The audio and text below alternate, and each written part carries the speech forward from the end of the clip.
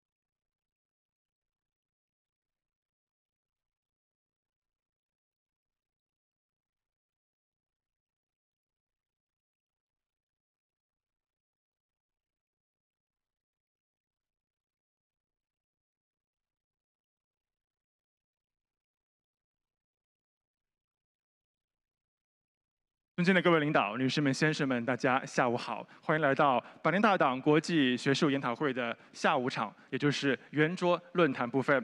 Ladies and gentlemen, welcome again. This is the panel discussion of International Symposium on the Communist Party of China's History of 100 Years. 在上午的讨论中，我们可以说是聆听了许多知名学者和专家的意见。我们对中国共产党和中国的近代史以及中国的现状有了更加深刻的了解。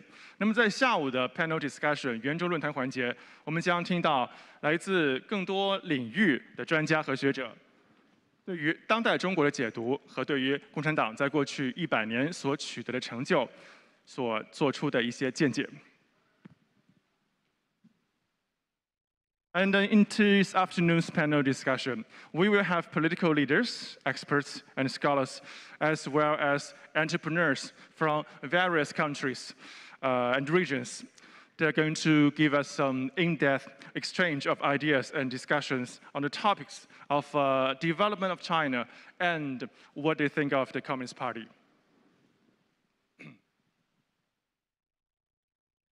那么受到疫情的影响呢，今年我们的论坛是不能请到所有的嘉宾来到现场，将通过视讯的方式参与我们的交流。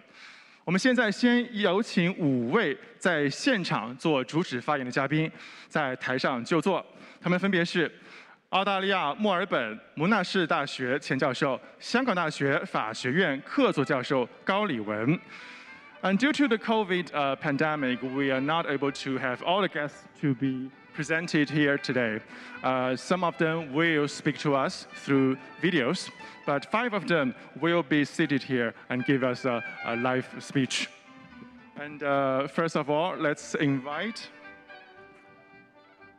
Mr. Richard Cullen, former professor of Monash University, Melbourne, and visiting professor of Faculty of Law, the University of Hong Kong.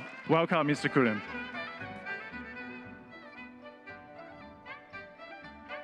I believe this is your seat. Thank you. 还有全球未来研究所创始人及 CEO 程子俊先生。Mr. Chandra Nair, excuse me for my pronunciation, founder and CEO of Global Institute for Tomorrow. Please take a seat. This one. 香港兰桂坊集团主席、民主思路荣誉顾问盛智文先生。Mr. Alan Zeman, Chairman of Lan Kwai Fang Group in Hong Kong. Welcome. I think in the middle. Thank you. 还有香港大学政治与公共行政学系副教授、中国制度研究中心总监、全国港澳研究会理事严晓俊先生。Mr. Yan Xiaojun, Associate Professor of Department of Politics and Public Administration of the University of Hong Kong and Director of Research Hub on Institutions of China, the University of Hong Kong. Also, he's the council member of Chinese Association of Hong Kong and Macau Studies of China. 我们还有一位是香港岭南大学高级研究员刘淑勇先生。Mr. Liu Shuyong, Senior Research Fellow of Lingnan University, Hong Kong. Please take a seat. Welcome.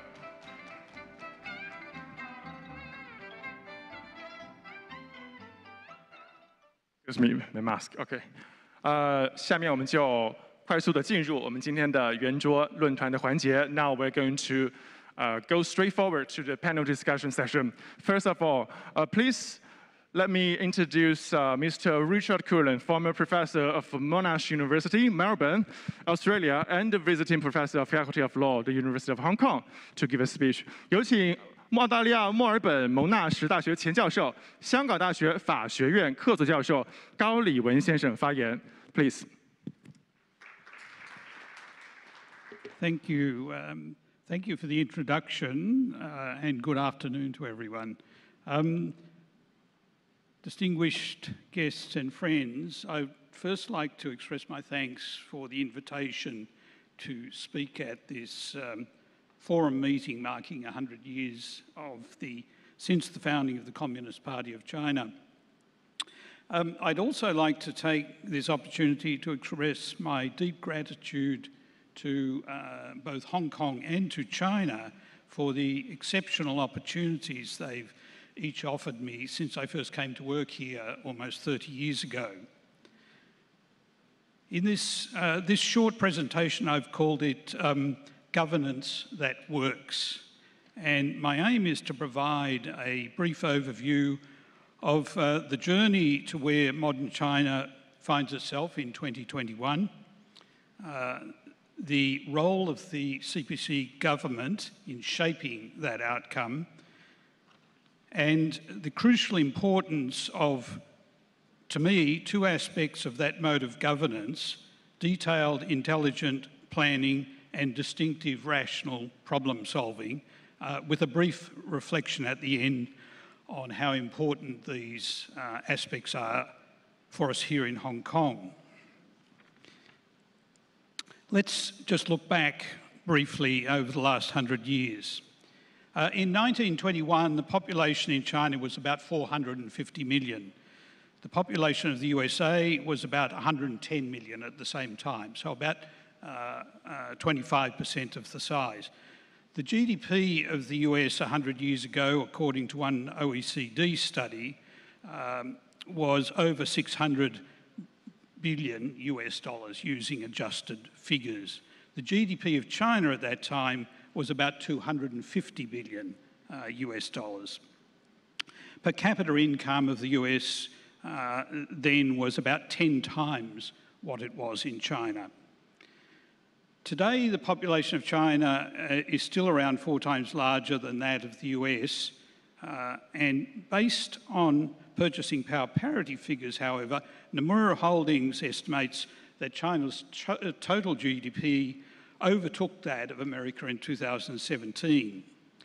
According to the Centre for Economics and Business Research in the UK, China's economy is set to exceed the size of the US economy using straight GDP figures in 2028.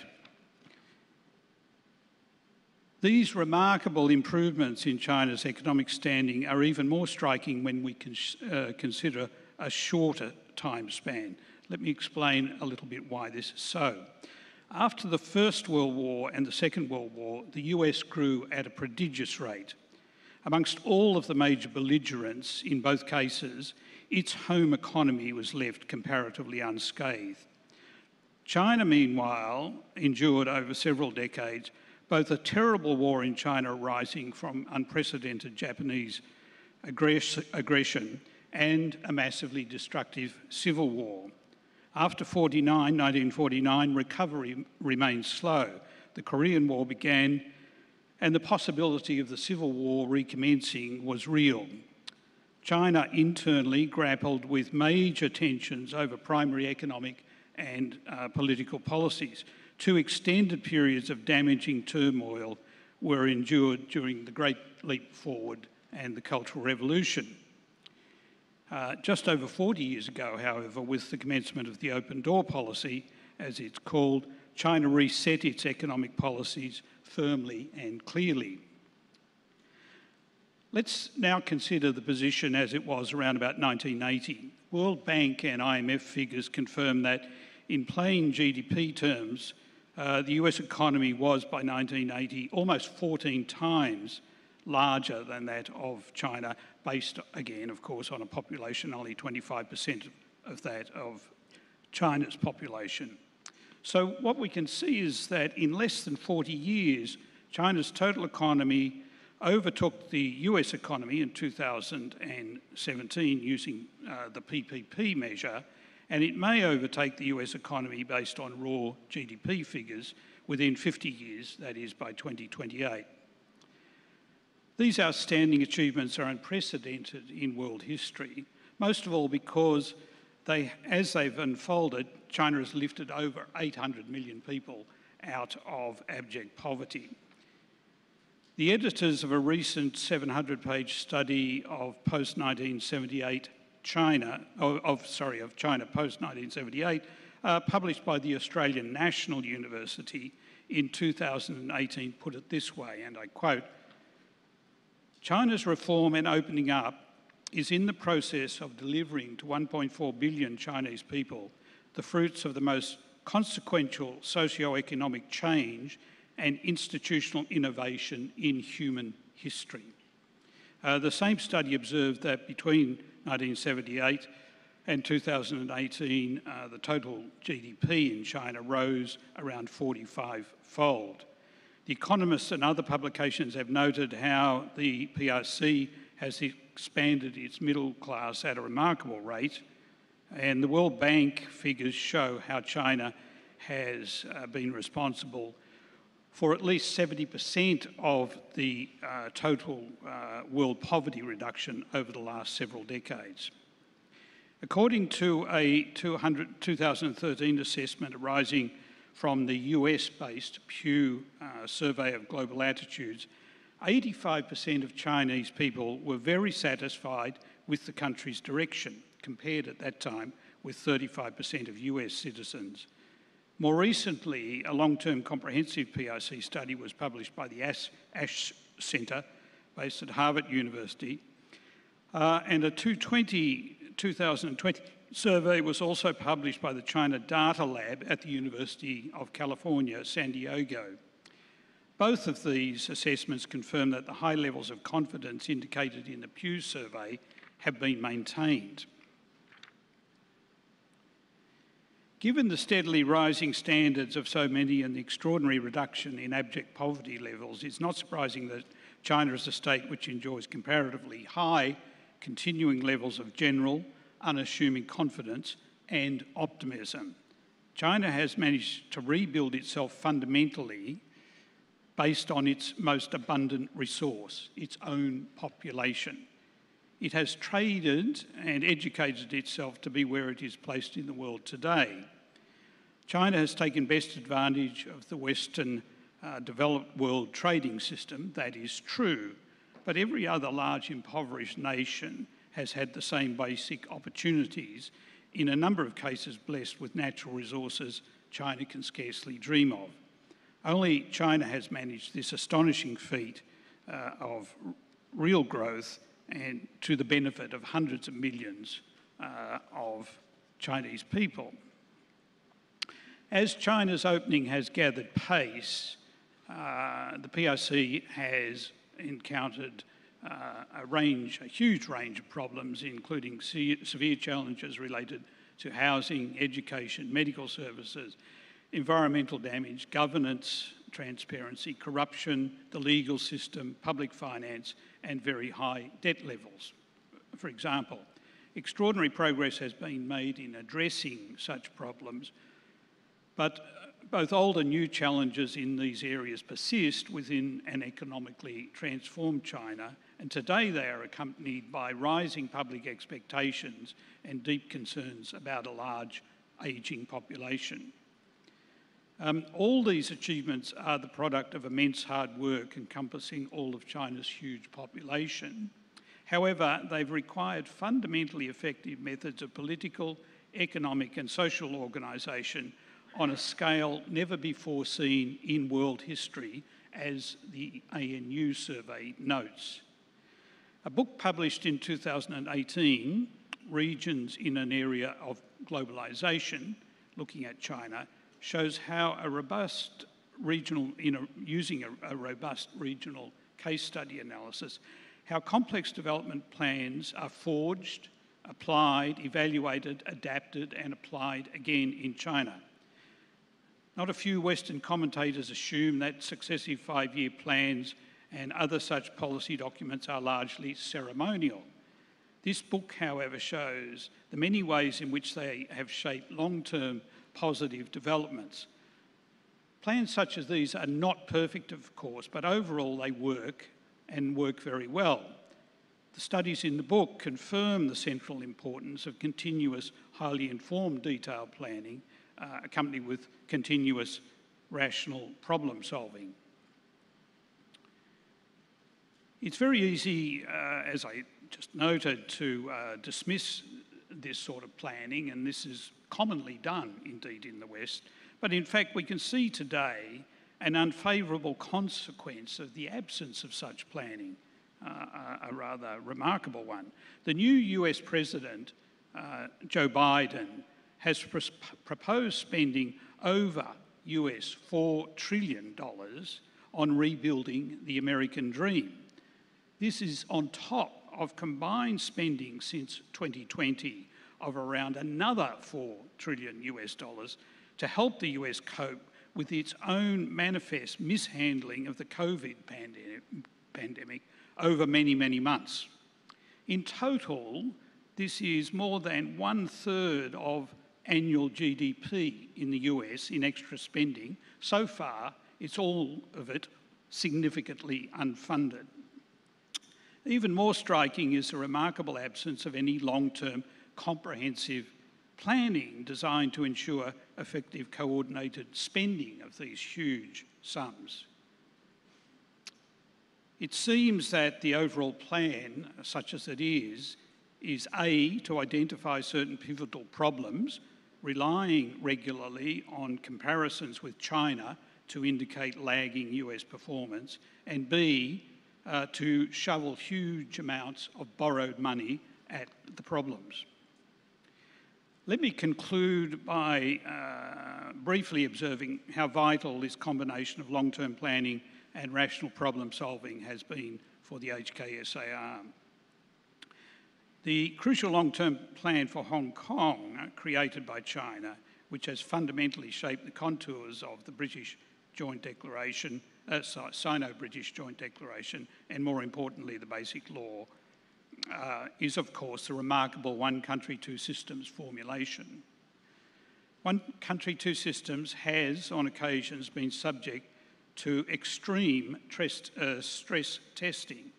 In mid-2019, we experienced an exceptionally violent and destructive insurgency in Hong Kong. It spun off from a series of major protest marches and lasted for many months. The level of violence and destruction during the insurrection grew so intense that many in Hong Kong, myself included, what may become of the HKSAR. The central government in Beijing chose to watch and observe and ultimately deal with these grave threats to fundamental stability once basic order was re-established by relying on essentially legal means, the new national security law and recent electoral reforms, both of which have been applied within the one country, two systems framework. There's no question these are radical reforms to the broad Hong Kong legislative framework, but they are considered and measured reforms. They are above all designed to, one, ensure that an insurrection such as we experienced in 2019 cannot happen again. Two, to reform and recast the basic political foundations in Hong Kong to protect one country, two system. And three, to ensure that the HKSAR is well placed to make the very best of its future within China. What we've experienced in Hong Kong in response to the immense challenges generated in 2019 is the crucial application of rational, complex problem solving set within a primary overall plan, one country, two systems. That same experience also confirms the acute observation of the British philosopher John Gray, who argued almost 20 years ago, if you want to be free, you need first to be safe. Thank you. Thank you very much, Professor Cullen. I think you mentioned a very interesting thing, that a book about China was published in 2018. If it is published this year, I think lots of its conclusions or descriptions will be changed, because we haven't seen something like this before in, I don't know, in 100 years or 500 years.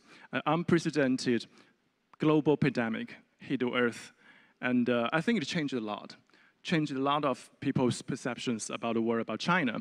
And I remember the New York Times has a headline that is very interesting. It says, the COVID-19 hasn't become China's Chernobyl, as many people would expect. It has become America's Waterloo. which is quite interesting. I mean, the pandemic is still going on right now, so it's very hard to see how far it will go and how much deeper its impact will be. And do you have any thoughts on that?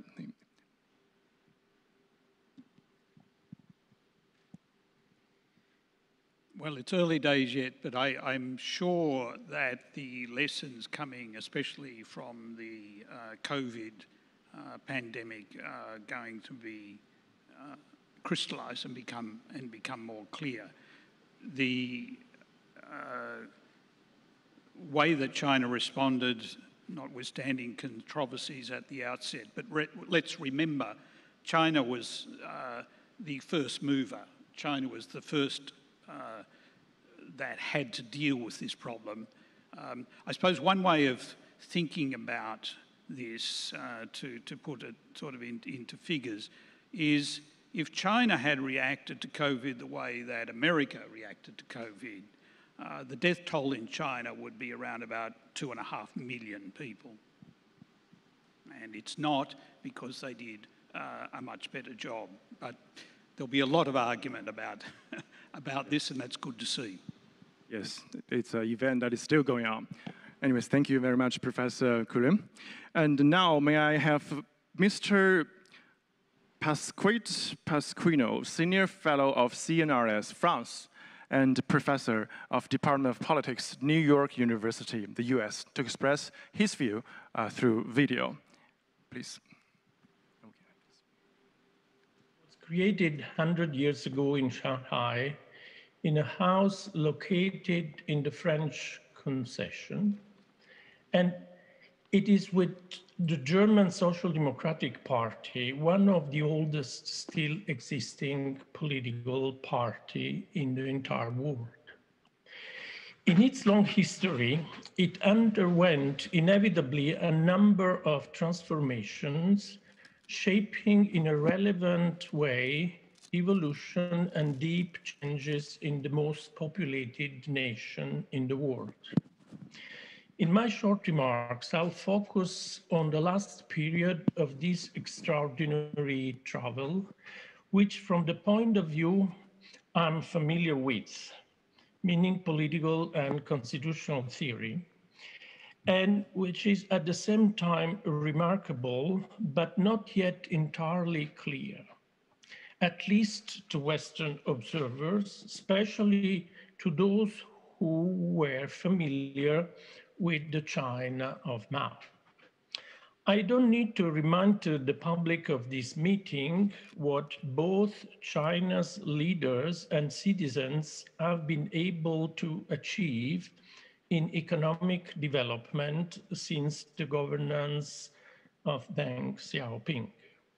No doubt, as the great economic historian Alexander Gershengorn wrote many years ago, Deng's China once abandoned the Soviet economic model, was able to take advantage of its economic underdevelopment to realize a huge leap forward.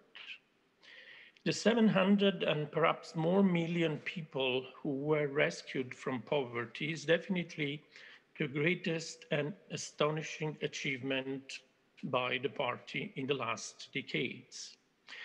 In a sense, more surprising is that the party was able to survive and to make his modernizing transformation after the collapse of the Soviet system, and to give birth to a new regime that we still need to understand closely. By we, I mean Western politicians and political scientists, as well as the Chinese themselves. It may be true in China too that it is too early to describe the specific nature of a political system which has no equivalent in the past and in the present. Nonetheless, I'll try to say what I understand and with which question I'm struggling in my effort to explain, at least to myself, the nature of contemporary Chinese political and constitutional order. A first point, the easiest one to grasp, is that the party was able to change largely its ideology and possibly its structure without denying or rejecting explicitly its past. The abrupt and radical abandonment and rejection of its political past after 1989 did not help at all Russia to improve either the regime or the life condition of its citizens. Then instead promoting a quite radical transformation of Chinese economy, often speaking with a big picture of Mao behind his shoulders. A remarkable example of Chinese old wisdom, which let me think of the English culture that invented modern parliamentarism, never abandoning its traditional monarchy. It just transformed monarchy in a dignified and ornamental piece of the system. Another important change that I personally experienced during my visit in China was the continuing transformation of the identity of the party from a political actor, the authority of which was rooted in the revolutionary ideology and political experience of Mao, into a meritocratic elite able to govern the country in the interest of the large majority of the citizens, and nobody can deny that. Here, I can touch upon this topic in meritocracy only in passing. Still, I want to spend a few words about this important but ambiguous and controversial question. Meritocracy is definitely part of all of the great culture and civilization and of their ideal of a good government. The ancient Roman Republic, for instance, was proud of a mechanism crucial in selection of the individuals exercising public authority, a mechanism called in Latin cursus honorum. This expression referred to the rule according to which to access political function, a Roman citizen had to go through a number of inferior public magistracy, meaning public functions, to show its ability to govern in public interest. The citizens, even from an aristocratic family, could not jump directly to the most important governmental position without going up step by step and showing his qualities and capabilities to pretend more relevant roles. This model is somehow alive and I believe encouraged by the Chinese party as to the internal career. In a very old and linguistically high sophisticated culture as the Chinese one, meritocracy was strictly connected with the general system of competitive exams. Consider, moreover, something a little less well known. When the representative government was introduced in the United States at the end of the 18th century, the mechanism of elections to select the member of public authority was chosen because the founding fathers believed, following the classical Aristotelian doctrine, that the elections were the best mechanism to choose an elite, meaning the member of the community more able to govern political community in common interests. The equalitarian dimension introduced later on by the universal suffrage, mostly in the 20th century, overcame and obfuscated the original conception, which stressed instead the meritocratic elitist element of the electoral legitimacy. Unfortunately, in contemporary Western societies, elections seem to present nowadays some worrisome aspects. Contrary to what James Madison in America and Emmanuel Sieyès in France used to think, it may happen not only that the voters select someone like Angela Merkel, but also leaders like Berlusconi or Trump, whom not I, but the British magazine The Economist did not hesitate to qualify as not fit to govern.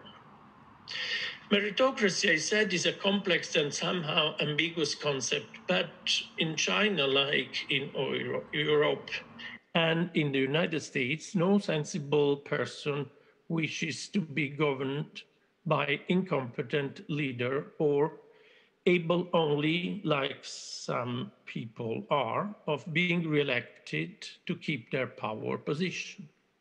There is no doubt that both China and the West need competent government and governmental leaders.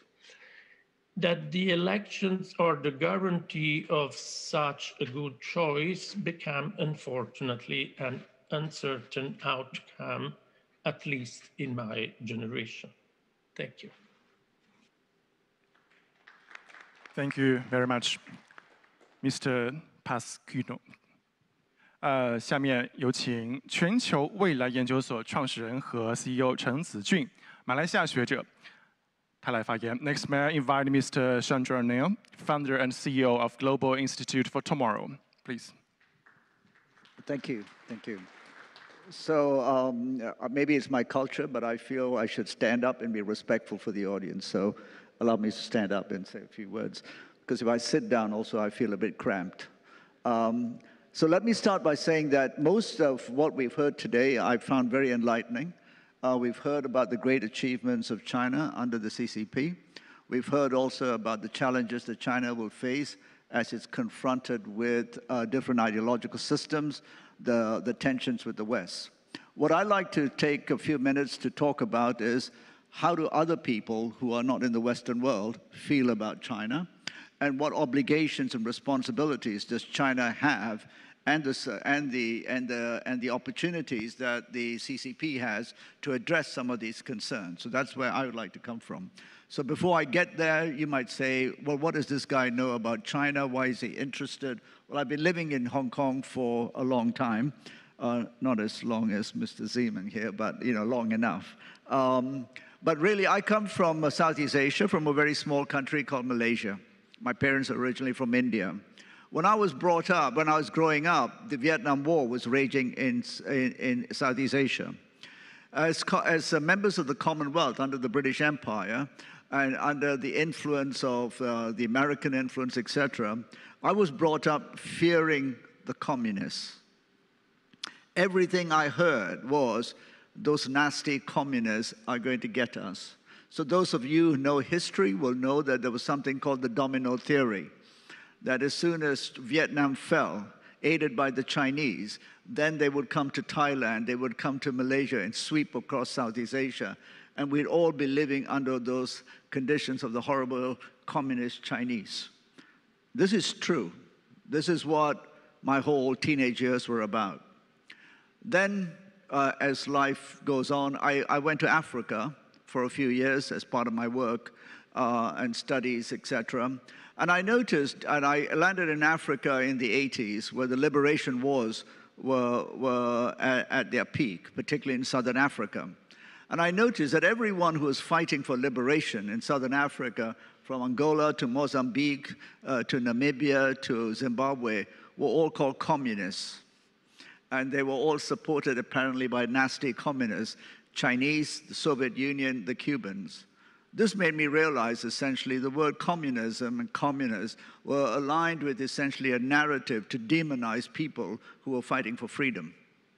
That anyone who was fighting for freedom against imperial powers were essentially called terrorists or communists. And in my own country, we had what was called a communist insurgency, was essentially an insurgency led to essentially dismantle British colonial rule.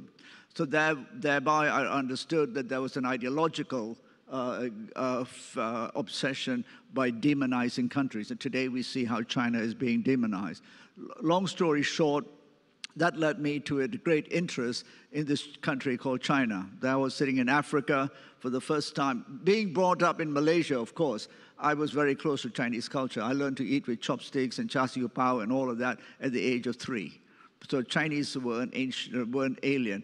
But to meet real Chinese people from the PRC, that was different. So I got to meet some of them, I got to study with some of them, and I began to understand different things, and I wanted to get to know a lot more. That brought me to Hong Kong, and then the rest is history. Over the last 25 years being in Hong Kong, I've had the privilege of having a front row seat to, I think, the greatest revolution in terms of economic and social change in the 20th and 21st century.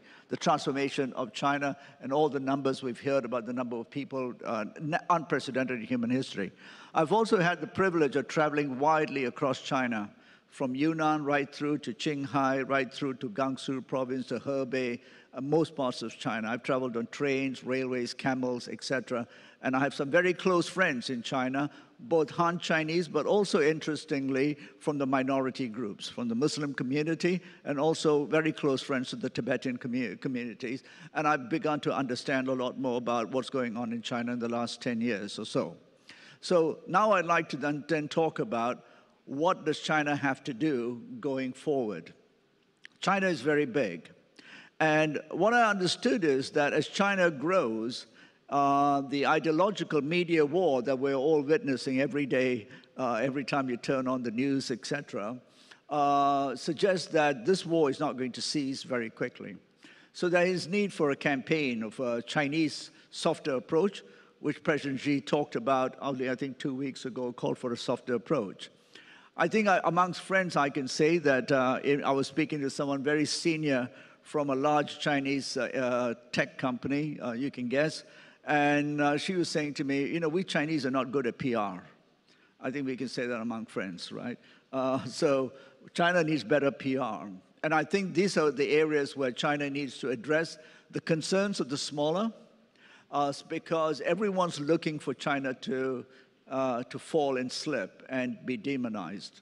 And in that regard, I think China has both the ability, for all the reasons we said the CCP acts by searching for the truth from the facts, the ability to get organized and mobilized, and the ability to serve the community and increasingly the global community. Because China is so big, there is no denying that China's rise has impacts all over the world. We would be foolish to not acknowledge that. Those impacts can be viewed through different lenses. All of us can see those differently. But I want to go back to Southeast Asia from where I come from. So China has a long history of association with populations in Southeast Asia. Many of us do not demonize China as it's demonized in other places because we understand. But I think China must reach out to understand the concerns because it's so big. So we've heard most of the day people talk about what China needs to do inside, and it's done a fantastic job, unparalleled. Now the challenge is, what does China do to help the world both respect it, attain its position as a global leader, and ensure its detractors do not find ways to demonize it? And in that, I see three things that China needs to do in terms of both taking that responsibility, that obligation, but its ability to change. And in that, I think we are now entering the post-Western world. And China is leading that. The troubles we had in Hong Kong, I've written about this, I've said, Hong Kong became the orphan child of the birth of the post-Western world. And the post-Western world will be looking very differently as China expands. But none of us want to see China misbehave or behave in ways that large powers can. And I think China is very conscious of it. So here are three areas that I think China should really be very careful, seek good advice from its friends, and through the ability of the party to get organized, have a clear path. The first one is, as China rolls out the Belt and Road Initiative around the world, and we believe to help economic growth, not stifled by ideological beliefs that the World Bank, et cetera, used to impose, it needs to ensure that the development of the One Belt, One Road initiative is even and sustainable.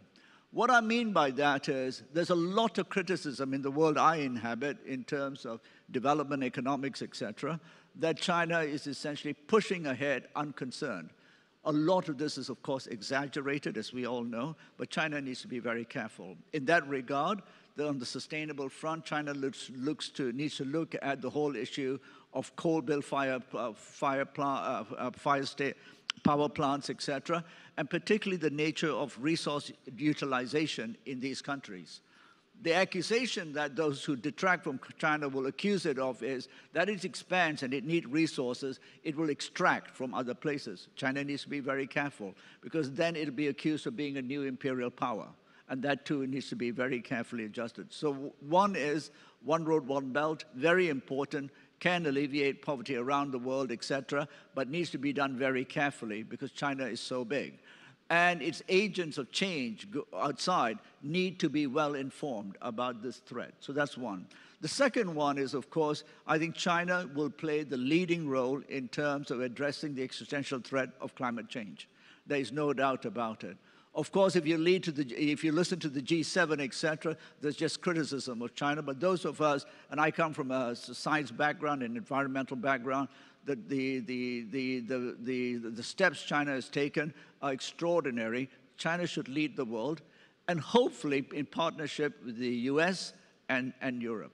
And that will fundamentally change. But that's also linked to my first point about even development and sustainable development through One Road, One Belt. I don't think that's discussed enough because that's a real threat if China doesn't follow through. And I think I'm very, very reassured when people keep saying the CCP listens. And if there's anyone who has access to the top leadership, please, this is very important.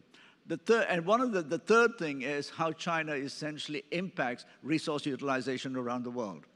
And so one area that will give you a great example, if any of you have not read it, go and read a foreign policy article last week around the Chinese fishing fleets around the world. It's hugely exaggerated in some parts in terms of what it accuses China of, but we can't run away from the fact that the Chinese fishing fleets are huge. They're the largest in the world. The fisheries resources of the world are threatened. Here again, I think China can lead with the CCP saying at a policy level, we do not want to decimate the fisheries around the east coast of Africa, et cetera, been accused of a new form of colonization. And the Chinese government, I believe, can do this. But because it's so large, it has commercial interests or private interests going around the world, damaging the image of China. So I think fisheries is one area where China must take steps and lead its initiative. And there are already established forums like the Marine Stewardship Council, et cetera, that China can. But if you read that article, you will see how easy it is for China's interests, for resource needs, et cetera, can be completely used to make China look some sort of evil empire. So that's very important. And the last thing I want to say in finishing off is China must lead the world through this very difficult time of the creation of a framework for a post-Western world. The whole sort of rules-based Western system is essentially past its sell-by date. We can all criticize it in different ways, but there's an inevitability that we are moving into a new rules-based order. It's not led by the West. This will be a struggle for the next 20 years, and China, for all the reasons we've discussed, can be part of it. But it needs to bring the other smaller countries together with it and essentially also not simply be driven by its self-interest. So to finish off, I think, in terms of the next 100 years of the CCP, the Chinese system, would be to address these issues in a way that understands that smaller nations will be essentially worried if China doesn't essentially spread its influence in an even way. We all know when large countries arise, there are ripple effects. And that, I think, the CCP needs to be very conscious of. And to do that, my main point is there needs to be, I think at the highest level, they understand. But right across China, particularly in business interests, et cetera, there needs to be a mindset shift. And there too, I think the CCP can influence mindsets so that companies that go into Southeast Asia, go to Africa, et cetera, are very conscious of their obligation and the reputation of China if they behave badly. And this, I think, is something that is not discussed enough. And therein, I'll finish off by saying, I think it was so important that President Xi 2 weeks ago said, we need to be smarter in telling our story, but we can't just have propaganda. We need to follow the facts. We need to follow the science, and then we need action, and we need a softer approach. So those would be my points to share, and to wish the Chinese government and the CCP 100 more years of even sustainable development and caring for the rest of the world, in partnership with the great powers. Thank you. Thank you very much, Mr. Chandra. Speaking of the relationship between the West and China, I'm a news anchor, so 2 days ago I was reporting on one piece of news. The NATO listed China as the systematic challenge to NATO for the first time in history. Well, China is probably the furthest country from the Atlantic Ocean, and they have to do that. And I remember the Secretary of NATO spoke to the media before entering the meeting room, say, China is not an enemy or a competitor. But after the meeting with Biden, everything changed.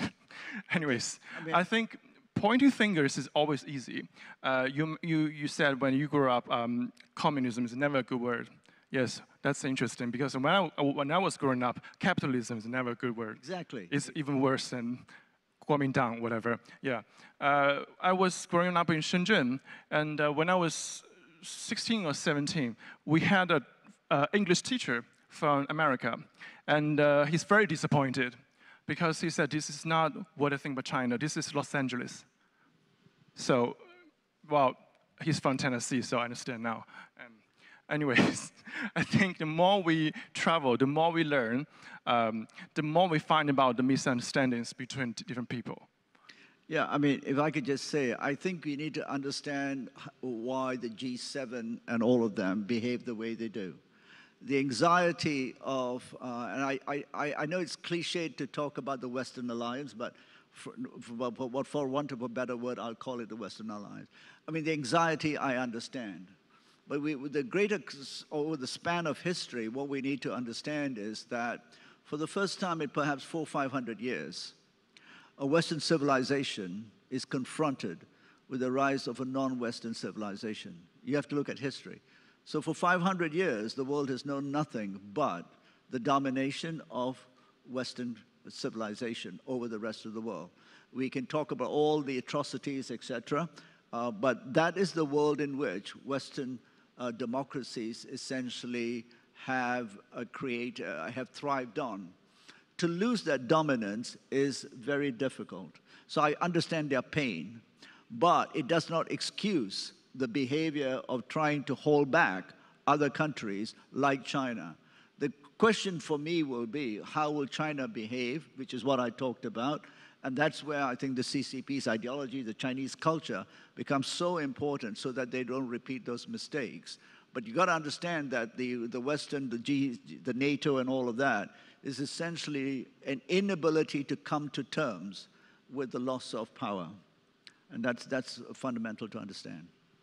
Well, thank you very much. That's an interesting topic. Okay, next, may we please invite Mr. Alan Zeman, Chairman of Lan Kwei Fong Group, Hong Kong, to give us a speech. Thank you.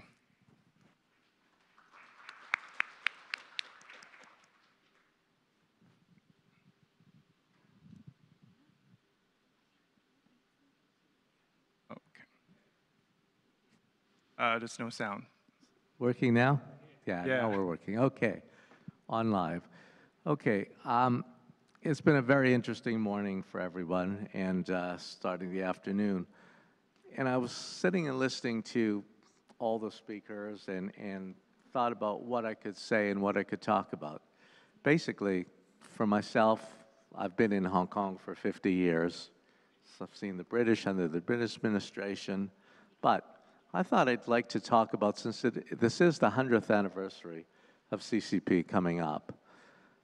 I've been in China for 45 years. I actually had my first office in Changsha, Hunan, 45 years ago.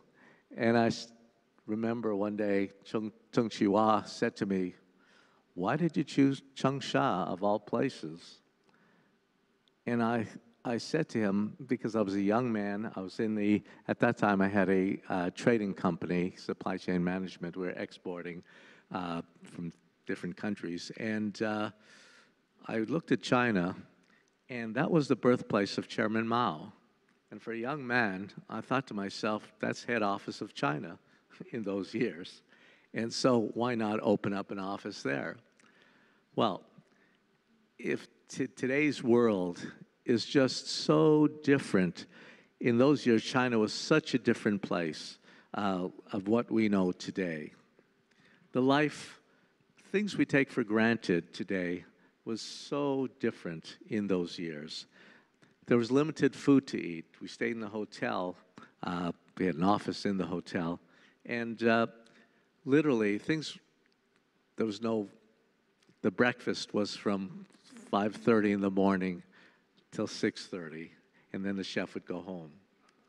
Lunchtime was 11:30 to 12:15, and then nothing. And we used to come down in the morning for breakfast, and if you were a little bit late, we had to go into the kitchen of the hotel to open up the refrigerator. There was no food. There was nothing there, basically. So you learned about the scarcity of the old way of China that was not so long ago, but it really, really opened my eyes to how China changed. And in the evening in the hotel, electricity was very bad, used to come on and off. So the electricity used to go off maybe sometimes at 4:30, 5 o'clock, 5 p.m., what to do. So we used to play ping pong by candlelight.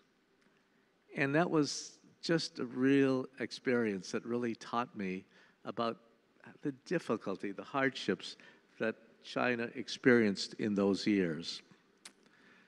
In order to get to Hunan from Hong Kong, there was two ways. Either the train, which was 14 hours overnight, sitting on the hard seats with the PLA. If you were lucky, you could pay off someone, a conductor, and they had one sleeper car with two uppers and two lowers, and usually reserved for military.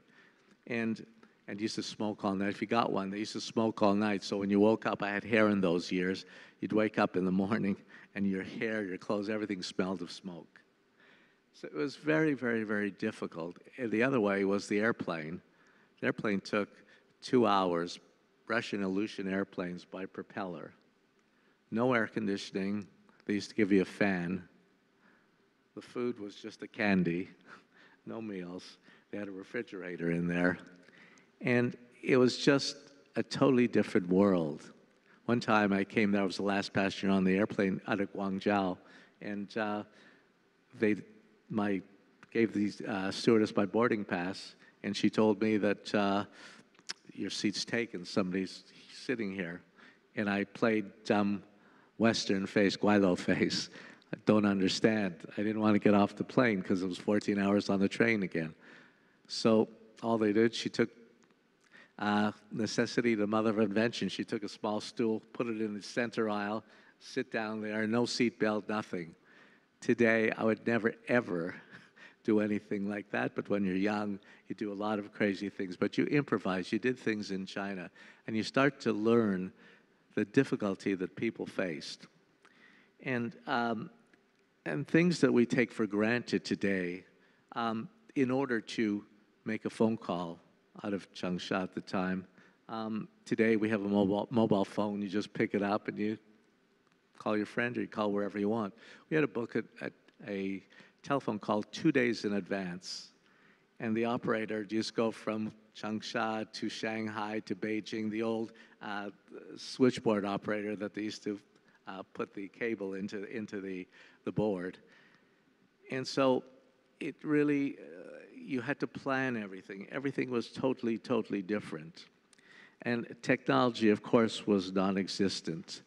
There's not very many cars on the road. Today, of course, China is the #1 automobile place in the world. In those years, very, very limited cars. People didn't travel much. And then I watched over the years the changes that took place in China. And I did business in many, many different provinces. I love China because every city had a different culture. Although it's one country, but it's made up of so many different, basically, cultures. And that's what made it so interesting. And I found just looking at each part of China was beautiful. It was like traveling on a train. You'd look through the window, and even though it was fields, it looked like, in my mind, like a painting. Just beautiful, just untouched. But the only thing was, doing business in those years in China was the bureaucracy. That can drive you mad.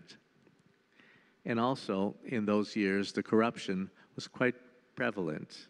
I had offices in 36 countries around the world that I built. Hong Kong was my head office. So I had experience in dealing in many, many different countries. But in many of the developing countries in those years were quite corrupt because salaries were low and just people had to live. You learned what it was at that time. But I saw the changes that took place in China. All that changes. And suddenly in 1978, a short leader comes in to power, Deng Xiaoping. And he was a brilliant man. He was all brain, literally. Decided we need to open up China. We need to change things. And he presented a picture that China must change. I remember in those years, Hong Kong people were very, very nervous. Oh my God, we're going from British rule back to China. And people didn't know what to do. And Deng Xiaoping comes up with something. If a cat is black, it doesn't matter if a cat is black or white, as long as it catches mice, it's a good cat. And so suddenly came up with one country, two systems. Don't worry, you'll have your system, everything will be okay. And so people started to relax because we could have our system. The big problem with the system was, in the history of the world, there's never been one country, one city going back from one country to another.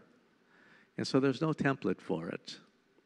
And so really when 97 came, it was like the Wild West. Everybody had a different idea of what Hong Kong needs to be. Young people didn't know, am I Chinese? Am I Hong Kongese? Am I British? Am I American? Because there's no template for it. And China at that time had hands off because they were not so familiar. No one was with one country, two systems. The problem that we made at the time was that every country needs to have national education. When I was growing up in Canada as a young man, every morning when I was in school, saluted the British flag and sang God Save the Queen. In US, you put your hand on your heart and you pledge allegiance to the flag. In China, of course, again, you grow up singing the national anthem. So everybody has an identity. In Hong Kong, unfortunately, we had no identity. Everything, one country, two systems. China had the idea that one country comes first. Hong Kong people had the idea that two systems comes first. Because I still say the majority of Hong Kong people have never been to China and have not seen the miracle, and not just Hong Kong people, but the rest of the world, the Western world. Very, very few people have been to China. And so they still remember the old days of communism. And that's been a huge problem, that, that they haven't seen. And when Deng Xiaoping, I was there when Deng Xiaoping came to Shekau in Shenzhen, and it was all basically field farms. And he said, this is going to become a special economic zone. And I thought to myself, I don't know what he's talking about, but you know, how can Shenzhen be a special economic zone? Now, for those of you that have been to Shenzhen, it's unbelievable. It's one of the great cities in the world. It's the most dynamic city. It leads the world in technology. I believe it's further ahead than Silicon Valley. Silicon Valley was the start of it, but Shenzhen has moved way beyond it. And so this was all because of China's opening up. And so when I was at the same time, I was in Shanghai at the time when Zhu Rongji was in power in 1991. And I remember standing there, and he was looking across the river and saying Puxi. We were in Puxi, and he's looking, and it's like he was looking across, and he's saying that Pudong is going to be the financial center of Shanghai. And I thought to myself, there's no way. Again, it's all farmland. But those of you that have been to Shanghai today, Pudong is incredible. All the tall buildings, the financial center, everything that they do, that's the power of China. That's why China has been able to move so quickly. And today, when I was experiencing the changes taking place, look at China, the airports in China. Every city, in the old days, we used to fly in, and the airports were old, and it was a different system. Today, if you look at Beijing Daxing International Airport, take it as an example, it's one of the most advanced airports in the world. Guangzhou has most passengers in the world. I mean, we just keep going on. I sit on the Hong Kong Airport Authority Board, and I can tell you, of course, we're very proud of our Hong Kong airport, but literally every city in China has airports. I went back to the US 5 or 6 years ago. I hadn't been there for many, many years. New York LaGuardia Airport hasn't changed. Los Angeles Airport hasn't changed. The infrastructure is falling apart. Still, the bridges are still the same as when I left them, the Midtown Tunnel. China's infrastructure is amazing. The life of the people got better and better over the years. That was something that I experienced. And so the CCP is actually celebrating its 100th year anniversary.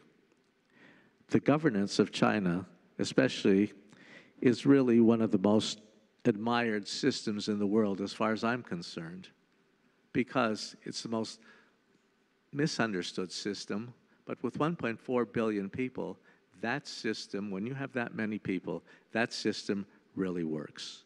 Because in 40 years, no other system has been able to take 600 million people out of poverty, lifted 600 million people out of poverty, and created a strong middle class, which is double the size of the United States. And so they have spending power. The system has become the model, to me, the model for the world. Because now, after President Xi came into power, he cleaned up corruption, he did everything possible, had a vision for the country, the way forward, and his vision has been followed. And we can see he doesn't want to depend just on GDP by export for GDP. He's now going for domestic spending, so they don't have to rely on the US after all the problems that they had with tariffs, with the wars, with all that kind of thing. And then I look at the system in the US, which was before the American dream. Everybody looked up to the American dream. Today, I call it the American nightmare. The system actually is broken. The system, Western democracies as we know it, really does not work. It's not what we were taught. It's not what we envisioned. As other speakers have said, when I was growing up, I was taught communism is bad. But you know, China is communist, but it's socialist. Communism has changed. And it's not only socialist, but what China has, it has capitalism, which we see the top tier, like Alibaba, Jack Ma, we have Tencent, JD.com, all the giant companies now, Huawei, all the companies in China, which are all basically capitalist, but with socialist principles. And then on the other hand, you have the middle class and the lower class, which practices socialism. And that's really what has given the life for the 600, for people, brought them out of poverty and gave them a much better life in China. Today, the people in China have, as far as I'm concerned, because I have many offices in China, my staff live better than many people here in Hong Kong, and then better than most places in the world. The United States, for argument's sake, they have capitalism, which is the Republican Party, and just care about the top 3, 4, 5%. The rest of the population, the Democrats, are socialistic. They care about the middle class and the lower class. The lower class in the U.S. today are living in tents because nobody cares about them. The black population is still slaves in the United States. So that system does not work and needs a lot of adjustment. The problem that we face at the moment, of course, is the backlash of Western countries. As Chandran has said, the Western countries, democracies, worry about the rise of China. And that's something that is understandable. But if you go back in history, you look at the Greek Empire, the Roman Empire, the British Empire, they all were on top at one time, and then things changed. The future for China is just immense. And I can tell you, the system of which President Xi has done, it's amazing. And then China's changing dramatically. And what really changed China, and I can see the changes of the people, 2 months ago, we had the summit between the U.S. and China in Alaska. And at that time, you had Wang Yi and Yang Jiechi that were there. In the past, the U.S. used to scold China for about an hour, usually, to tell them how their system was not good, they're worried about human rights, they're worried about Hong Kong, all the other things that they could put together. But at that time, the first time that I've ever seen Chinese leaders say, hold on a minute. Before you lecture us, let us tell you, look at your system. Fix your system first before you come and tell us what to do about our system. We're very proud of our system because our system really does work. And that's because of the Chinese Communist Party, the system that really has worked. And as we saw earlier, there was and after that, when they went back to China, the face, and I could see a change in all the Chinese people suddenly feeling very proud. In the past, I always felt a bit of inferiority of Chinese people towards Westerners because they always thought the Americans, the Western way was the right model. But I could see the change now that our model really, really does work. And in 2008, I saw the changes. I was so confident about China. I had a Canadian passport. I changed my passport to a Chinese passport. I had to give up my Canadian passport. So I was all in because I see the future. And the future is China. And I was proud to be Chinese by nationality, although I don't have a Chinese face. But inside, I'm Chinese. My passport, my nationality is Chinese, says Chinese. I always have problems when I go through borders. Thank you. Because usually the immigration official in the United States or somewhere else looks at me and says, you don't look Chinese. And I tell them it's a genetic problem. It's easier to tell them that. But now, the rest of the world is looking through China through different eyes. It'll take time. China needs the soft power in order to bring where people can see their system. China does not want to expand their system around the world. China's just happy, as we know, the Chinese Communist Party is the party of the people, and really cares about the people, cares about making their life easier. Everyone has opportunity for people who want to be capitalists and people who want to be socialist and really improving their lifestyle. And so that's why I look at the future of China and I just see only bright things ahead for China.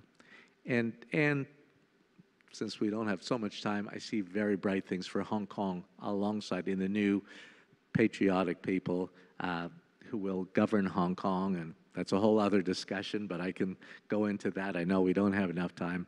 But one thing I want to leave you with, that in the past, the East always looked to the West to get inspiration.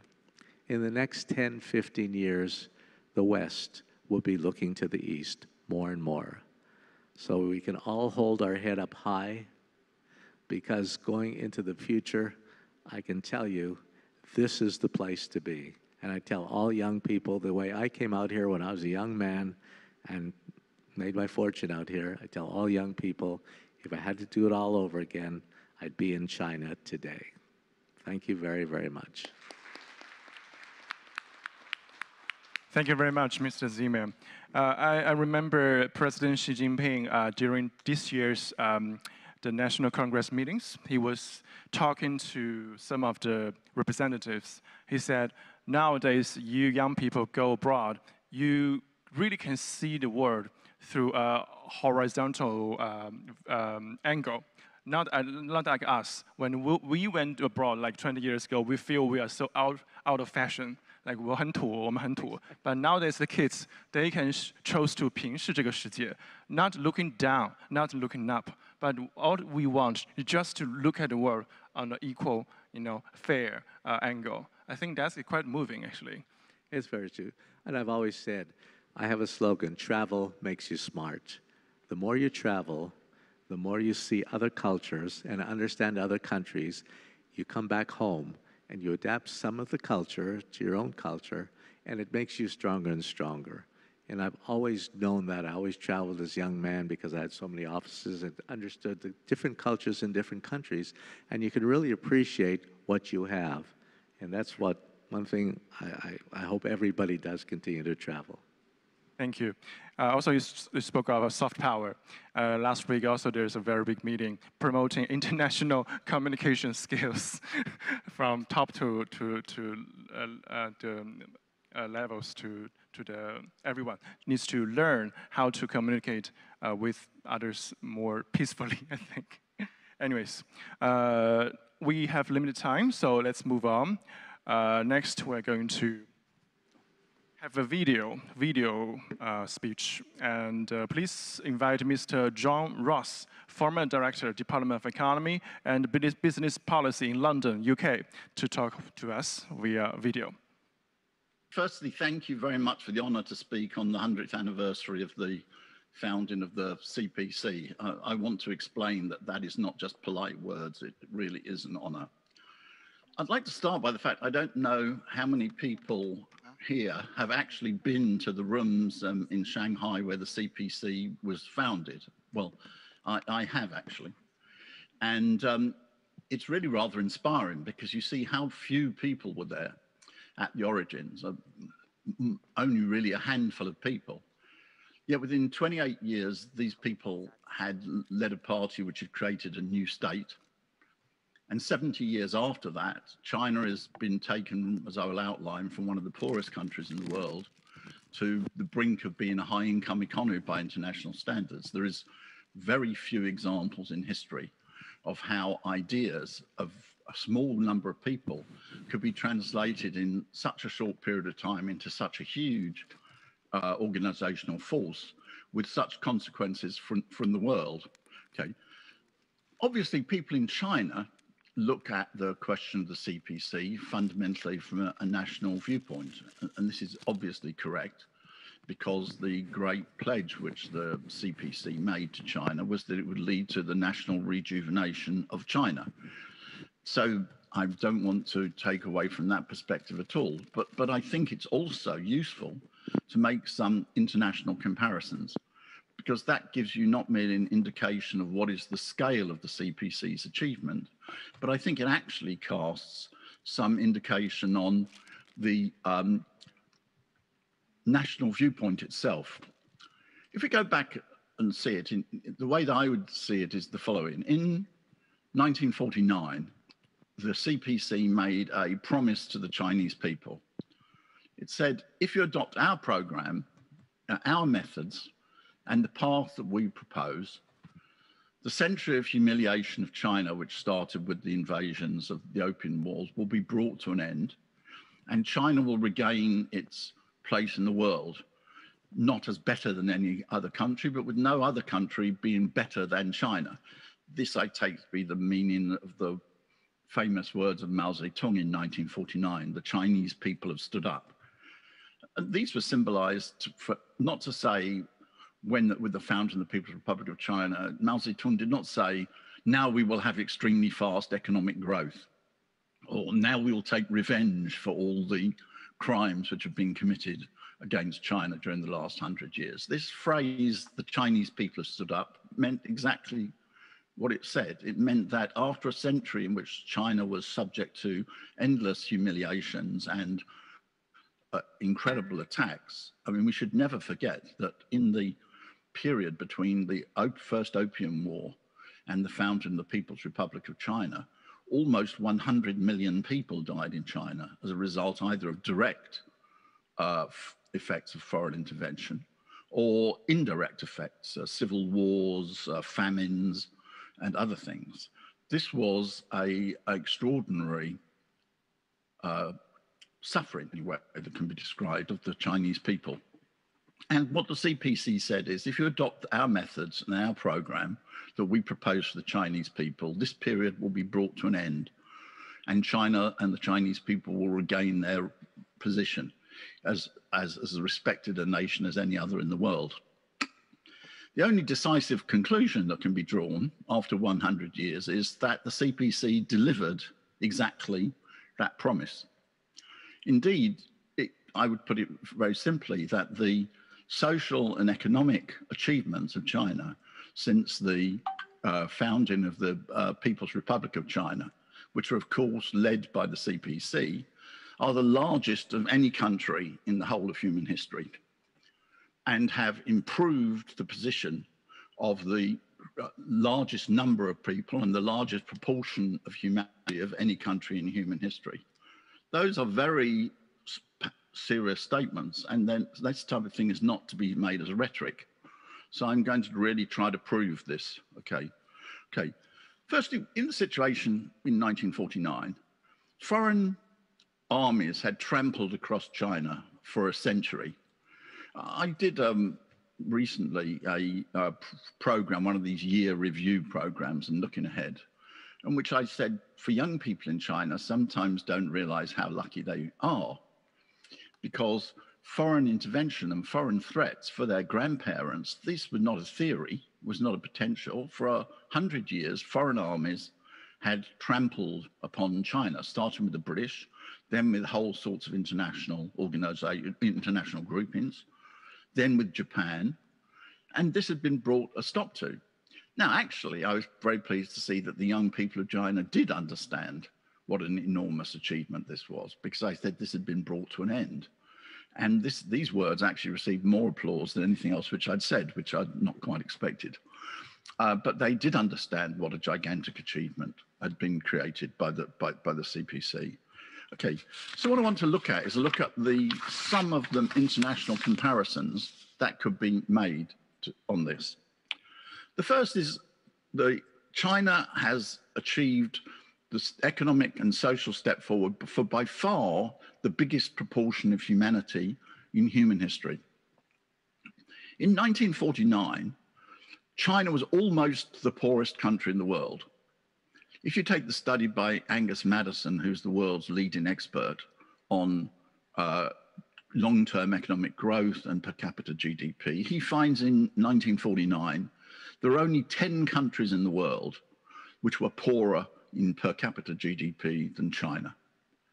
If we go forward now, 71 years, and then you took at it from the point of view of today, that is within a single lifetime, in just over 70 years, in a single lifetime, China has gone from almost the poorest country in the world to being, by international standards, on the brink of being a high-income economy. By China's domestic criteria, China has already achieved what it calls moderate prosperity. But it's probably simpler from the point of view of making international comparisons to take the World Bank's definition of a high-income economy. If you look at that, China will become a high-income economy by World Bank standards in either 2022 or 2023. But look at the scale of transformation that this means for humanity. At the present time, only 16% of the world's population lives in high-income economies. But China by itself is almost 18% of the world's population. So China becoming a high-income economy means that the number of people living in the high-income economies in the world will more than double. And this is not just a question of abstract questions of per capita GDP.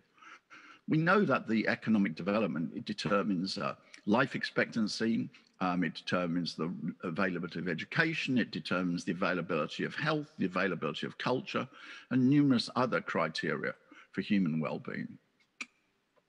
So China will, in only 70 years, have gone from almost the poorest country in the world to doubling the number of people who are living in high-income economies. There is no other country in history which has ever achieved this.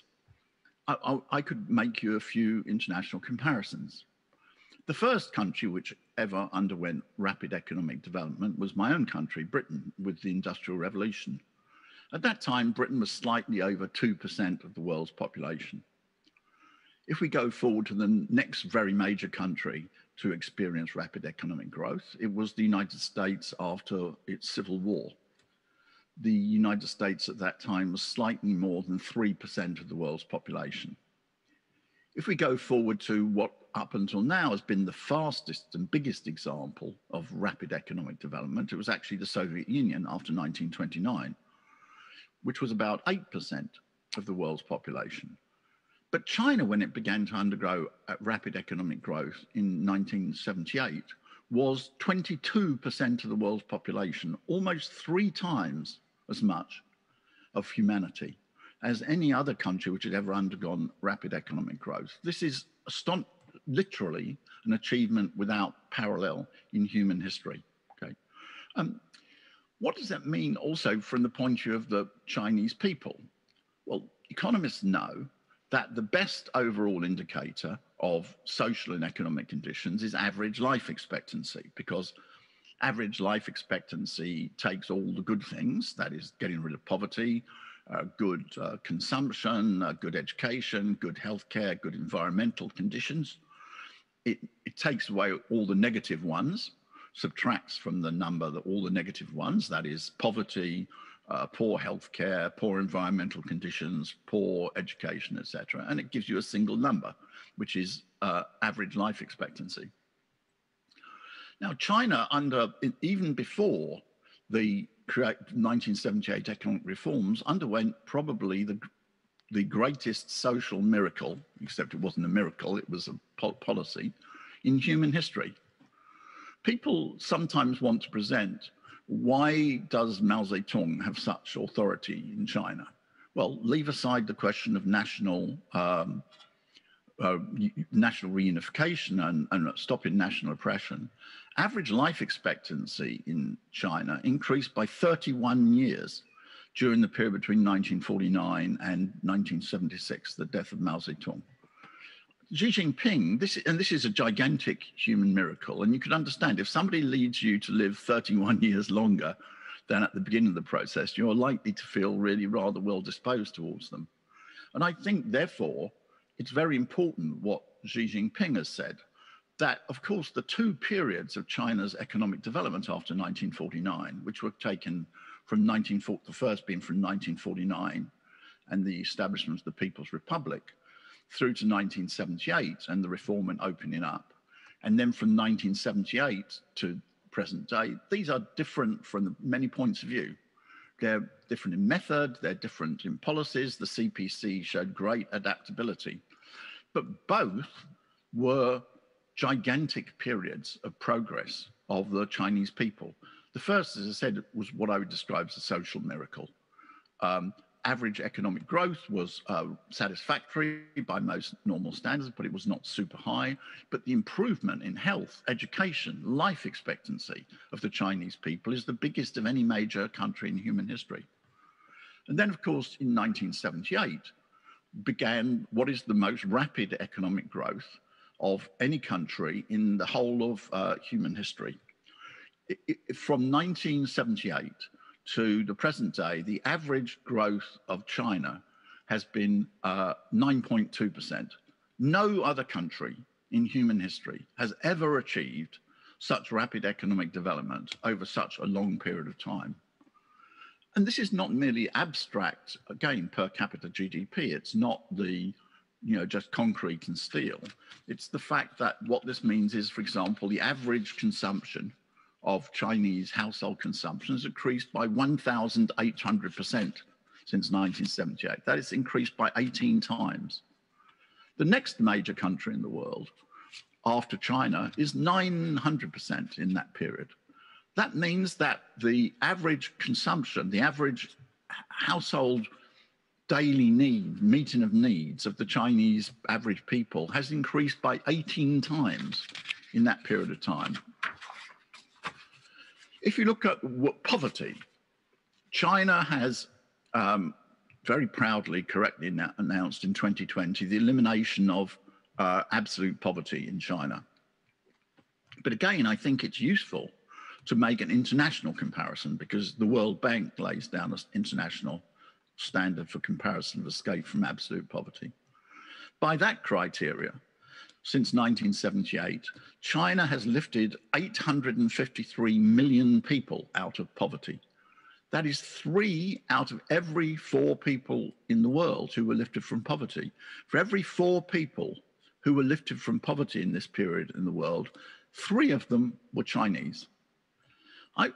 This fact alone is enough to establish that China has made the greatest contribution to the development of human rights in the real meaning of that word of any country. And obviously, this was with the leadership of the CPC.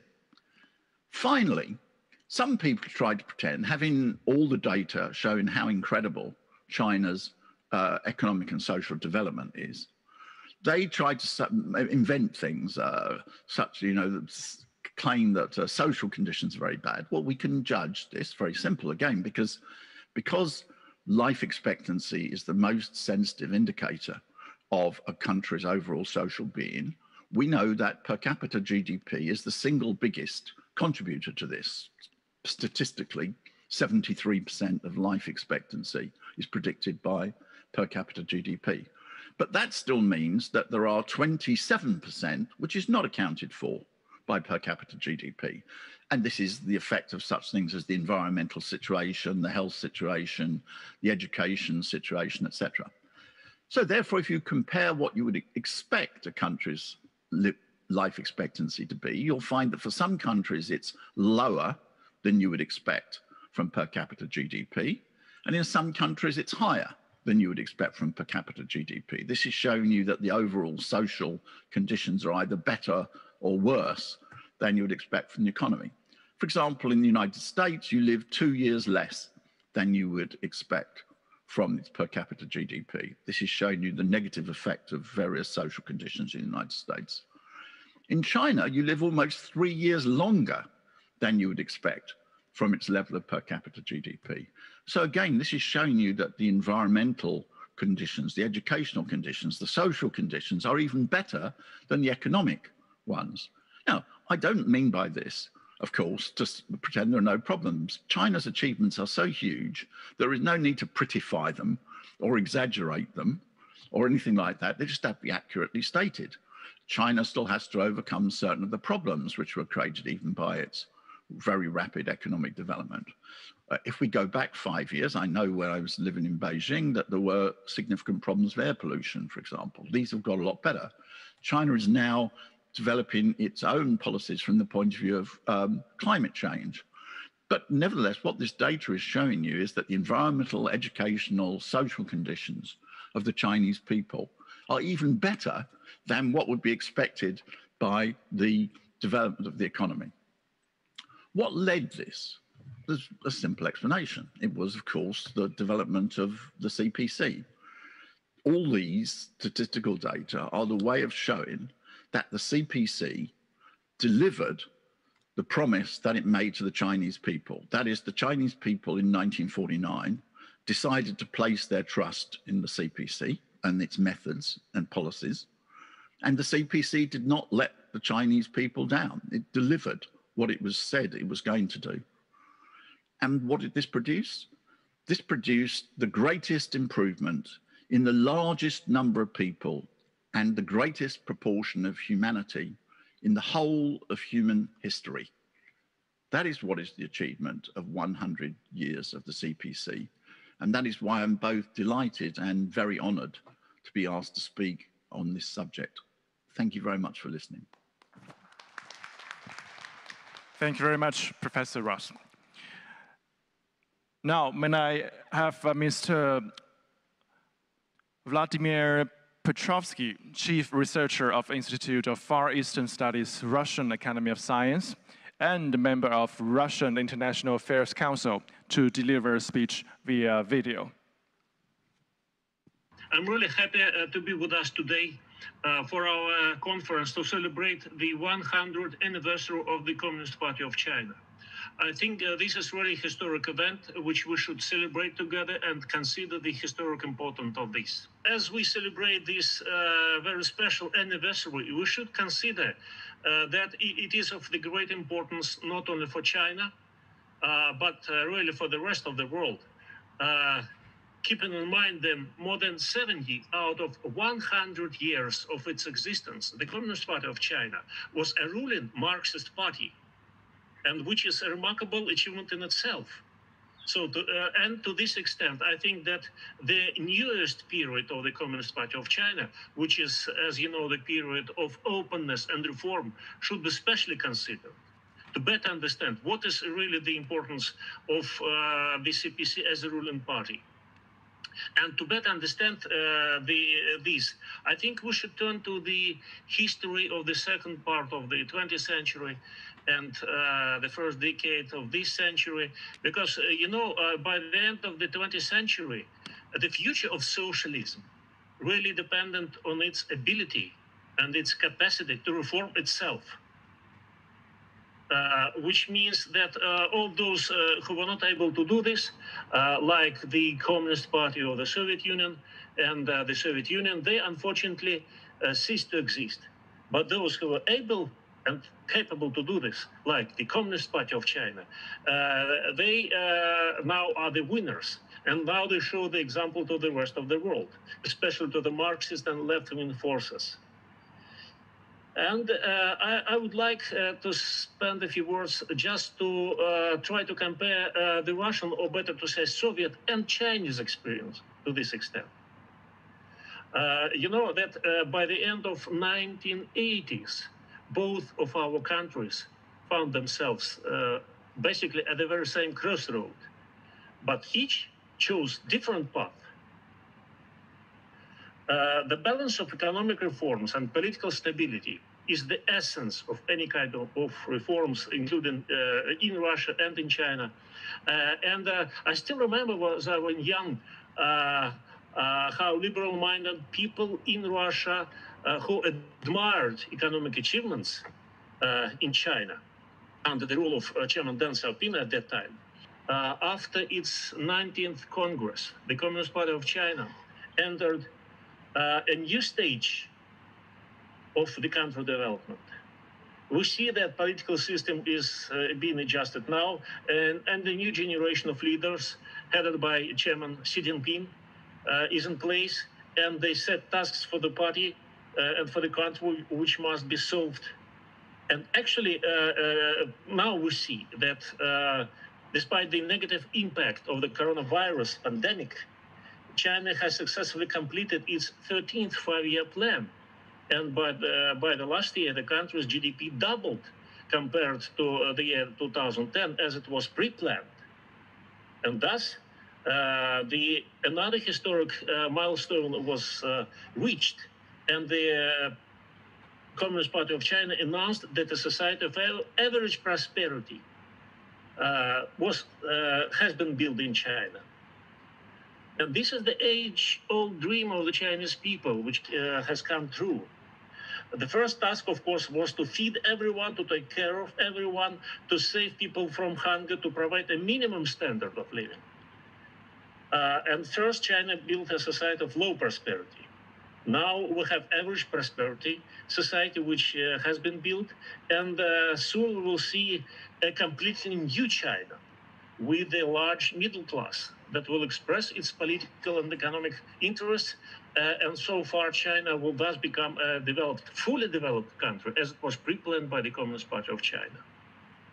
And I would also stress that one of the very essential parameters of the Chinese development model is its full compliance with the United Nations Sustainable Development Goals until the year 2027, specifically the goals and objectives for reducing poverty.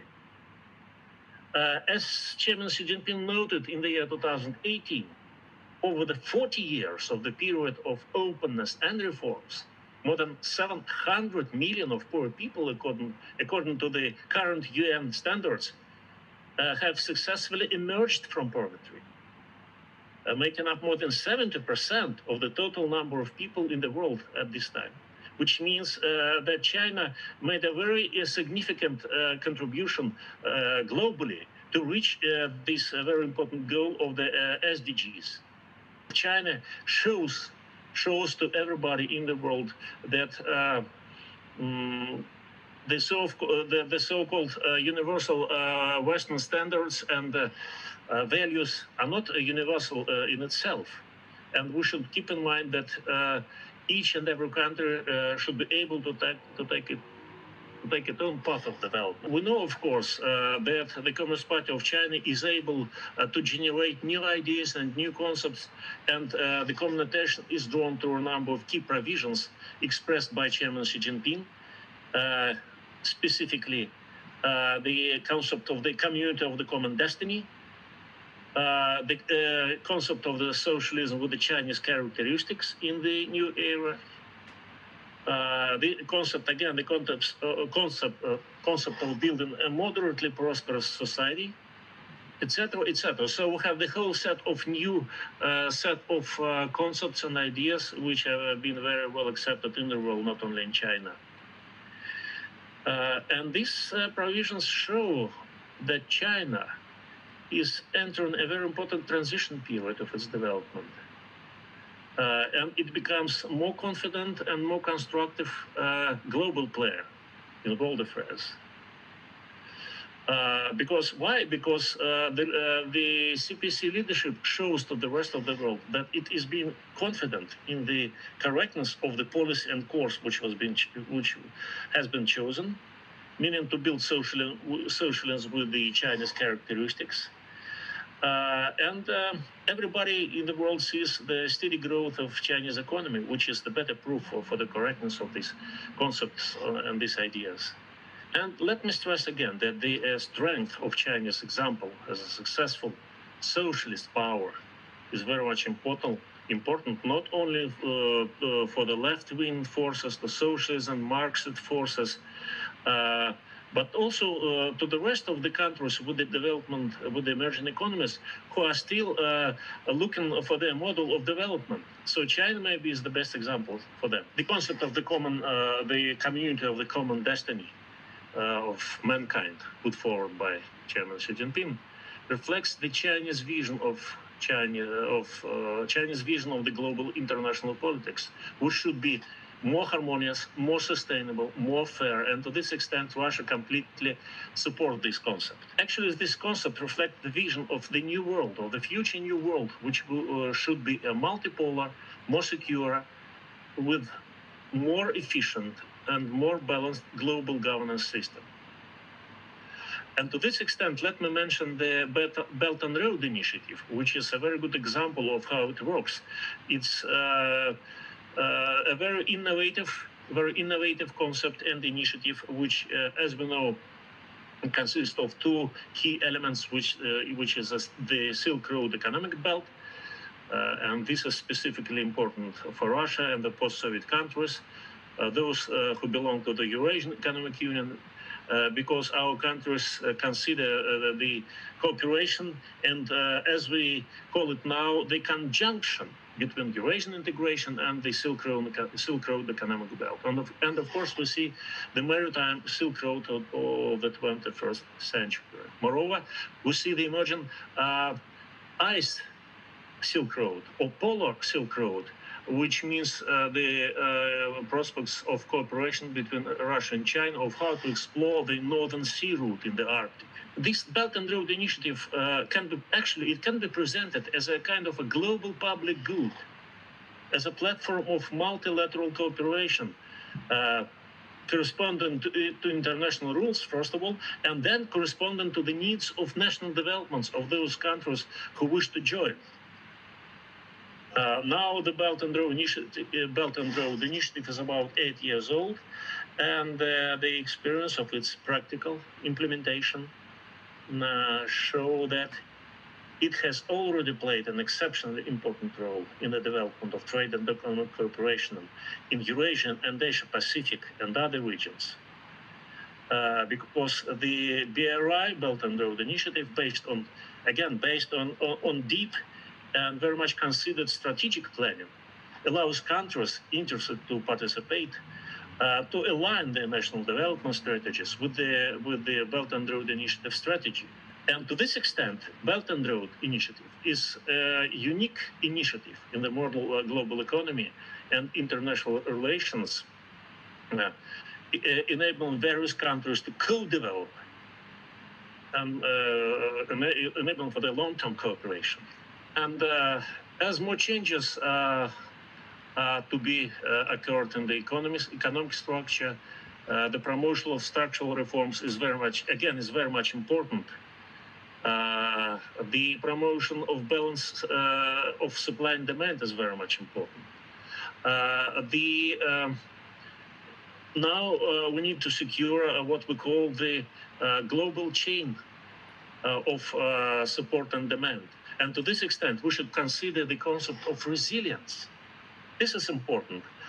We should consider the concept of resilience of Chinese economy, the concept of resilience of bilateral Russian and Chinese relations, and moreover, a resilience of the global economy as we finally will get rid of this coronavirus pandemic, hopefully soon. Just one example to show what is the perception of the Communist Party of China nowadays. Just an example from my country, in Russia. A couple of years ago, I was asked by a certain media agency, and they were asking each and every expert just one question. What will happen with the global economy, with the global politics in 100 years to come? And then they asked me, what will happen with the Russian-Chinese relations in 100 years? And then they asked me, do you think that in 100 years, the Communist Party of China will still exist? And my answer was definitely yes. Why? Because the performance of the Communist Party of China is good. It doesn't make mistakes. And the performance is especially good in terms of the concept of good governance, which is a much more wider concept than ideology only or economy only. That means that the Communist Party of China perceives itself as a kind of a servant for people.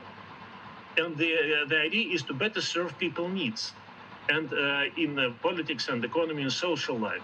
And as soon as the Communist Party of China, as a leading power, is being able to serve these needs. It will stay in power forever. Thank you very much, Mr. Petrovsky. 好，下面我们有请香港大学政治与公共行政学系副教授、中国制度研。And next, we'd like to invite Associate Professor, Department of Political and Public Administration. Associate Professor.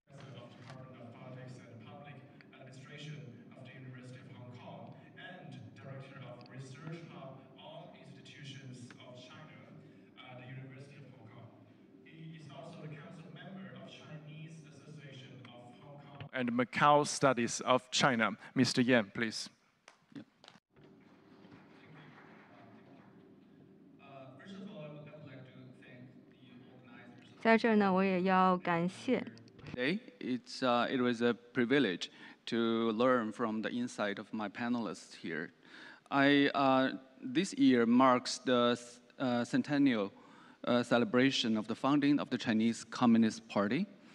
I agree and echo my panelists that this is a very important occasion and also a very important event. I think to reflect on the 100 years of the Chinese Communist Party, we need to probably first of all understand the experiences of China as a nation state in the past century.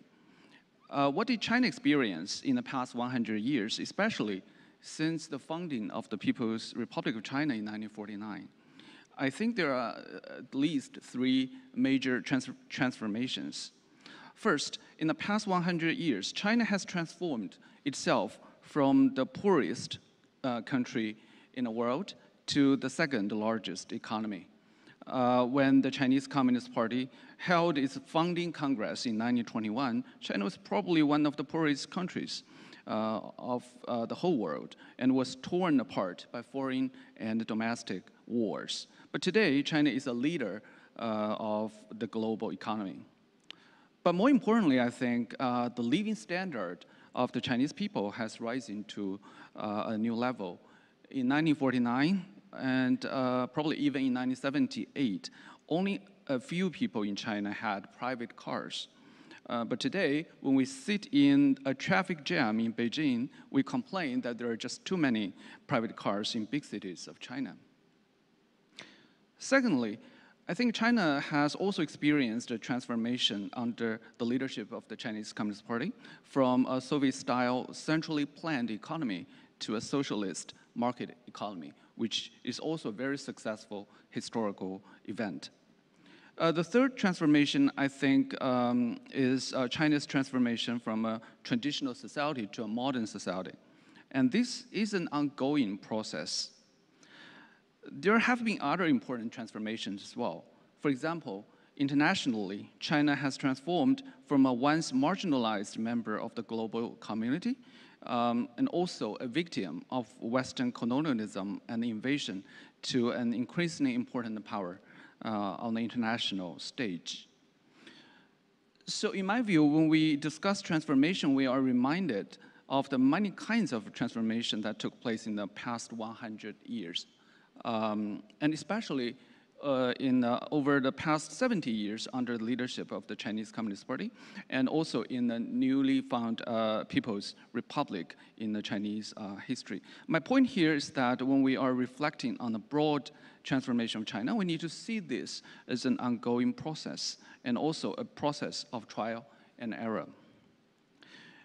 In a book I published in China in 2016, 5 years ago, I raised two concepts. The first one is the second miracle, 第二个奇迹, and the second concept is the learning regime, 学习型政权. I would leave the second miracle to later today. I think the learning regime is something that's very important when we reflect on the past 100 years of the Chinese Communist Party.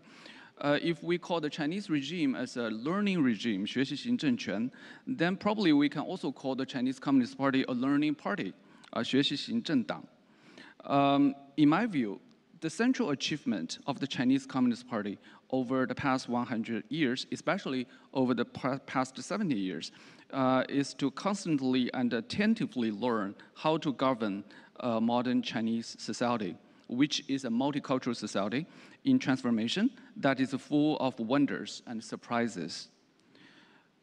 In this learning and transformation process, the Chinese Communist Party has learned in many different fields. In the economic fields, I think the Communist Party is striving to make itself an effective and sometimes even magic maker of economic miracle. And this is the first sort of field of the Chinese Communist Party to learn. In the past 40 years of reform and opening up, we can probably trace it back to 1949 as well, that the Chinese Communist Party has persistently played as a realistic, adaptive, and successful planner, implementer, and regulator of the national economy. And also, the party is trying to adapt to an emerging new economy from the heavy industry-focused economy of the 1950s to a knowledge-based economy incorporating artificial intelligence in the 21st century. This is a huge transformation, but the Communist Party continues to learn. And also, as my colleague, Professor Zheng Yongnian mentioned in the morning, that the Communist Party also recognizes the increasingly modernized and diversified social interests, cultures, and minorities in society. But so this is sort of a learning process for the party to adapt itself to a multicultural and diversified modern society. And the last part of my presentation today probably is about why and what are the results of this learning process. In my view, probably this is something that my panelists have not mentioned this afternoon, is that I think the most important contribution of the Chinese Communist Party to China's development is the contribution of a national philosophy. And this national philosophy is the result of the Chinese Communist Party's learning in the past 100 years. I think there are at least 4 elements of this basic national philosophy that has contributed to China's success. I think the most important element of learning result and also the element of the national philosophy is a belief in that lagging behind leaves one vulnerable to attacks. 落后就要挨打. This is a long-held belief of the Chinese Communist Party since its founding in 1921, which came mostly from the party's learning of modern Chinese history. The belief in the causal chains between economic strength and the capacity for national self-defense lead to the Communist Party's unbreakable determination in economic development. And because only by building a very strong economy can China avoid a future invasion by a foreign enemy or the prospect of again falling prey to Western colonialism. This is a conceptual pillar of the China's economic and political success in the past 70 years. I think the second element of China's national philosophy, which is contributed by the Chinese Communist Party, comes from its learning about 150 years of Chinese modern political history, during which a modern state is gradually being constructed. And before the founding of the PRC, the People's Republic of China, China was in a state of disunity, or in Chinese we call 一盘散沙. Without a strong central government, without a unified political leadership and a capable governing apparatus, China can only achieve chaos and civil society, inviting foreign interference and invasion. So the Communist Party's, I think the contribution is to tell the Chinese people that a strong central government, a strong nation, and a central leadership is so important. Especially when we reflect on our achievements since 2012, the 18th Party Congress, National Party Congress, we can see that in this past in this past 9 years, we have achieved a lot of achievements that we were unable to achieve in the past, and we solved many important issues that were unable to be solved in the past. And these took place under the leadership of President Xi Jinping. So we can see that the strong central leadership is so important for China's development. This is I think this is a very important element of the China's national philosophy, that a strong central leadership is so important. And the third element is, of course, as many of my panelists just mentioned, the peaceful rise, 和平崛起. Since its founding in the late 1940s, the PRC has become more inward-looking and willing to develop itself to domestic issues. Neither the party nor the state has been very interested in being a global policeman, just like the United States is trying to be, or a leader of the international communism movement. So peaceful development is something that is within the party's official rationality. The party insists once the Chinese state has done a good job of managing its own politics, economy, and society, and keeps the vast country stable, it has already made a very important contribution to global development and governance. So I think this is a very important element of the Chinese national philosophy as well. Last but not least, I think very important, or one of the most important contribution of the Chinese Communist Party to China's national philosophy is old Chinese saying, 实事求是, seeking truth from facts, which constitutes the basic philosophical ground of the Communist Party's entire ideological superstructure. This is a very pragmatic approach and certainly a very realistic operational principle of a ruling political party. Like a person, the party at 100 has passed the time of rebellious youth and revolutionary hysteria and has become more rational, cool-minded, and has stopped being overly ideological. The Communist Party considers the basic discursive line, the basic philosophical line seeking truth from facts as the secret of its success over the past 100 years. And I think we have to agree. I will stop here. Thank you very much. Thank you very much, Mr. Yan. Our time is limited, so we're going to fast forward to the next one. Now please invite Mr. Robert Griffiths, General Secretary of the Communist Party of Britain, to share his insights through video. And I must say, from the day I joined in 1983, I have never regretted it for a moment. You know, the cause of communism, the liberation of humanity, as Bertolt Brecht put it in one of his famous poems, the liberation of humanity is the finest cause in the world. And it's one that I've sought to dedicate my life. And therefore, you know, I'm also aware through that time of how many communists around the world have dedicated their lives to the cause of socialism and communism, and how many indeed have given their lives in the cause of socialism and communism. I have learned very much more in recent years about the tremendous courage and perseverance and sacrifices of the communists of China. And therefore, in this centenary year of the CPC, and on behalf of all of our members in Britain, I salute the Communist Party of China. I salute its membership, I salute its leadership, and I look forward not only to further great advances within China for the Chinese people under their Communist Party leadership. I look forward to great benefits coming to other peoples around the world. I know that the Chinese communists and their government wish to benefit from mutually beneficial relations. And I look forward to a strengthening, a further renewal, a second renewal of the international communist movement.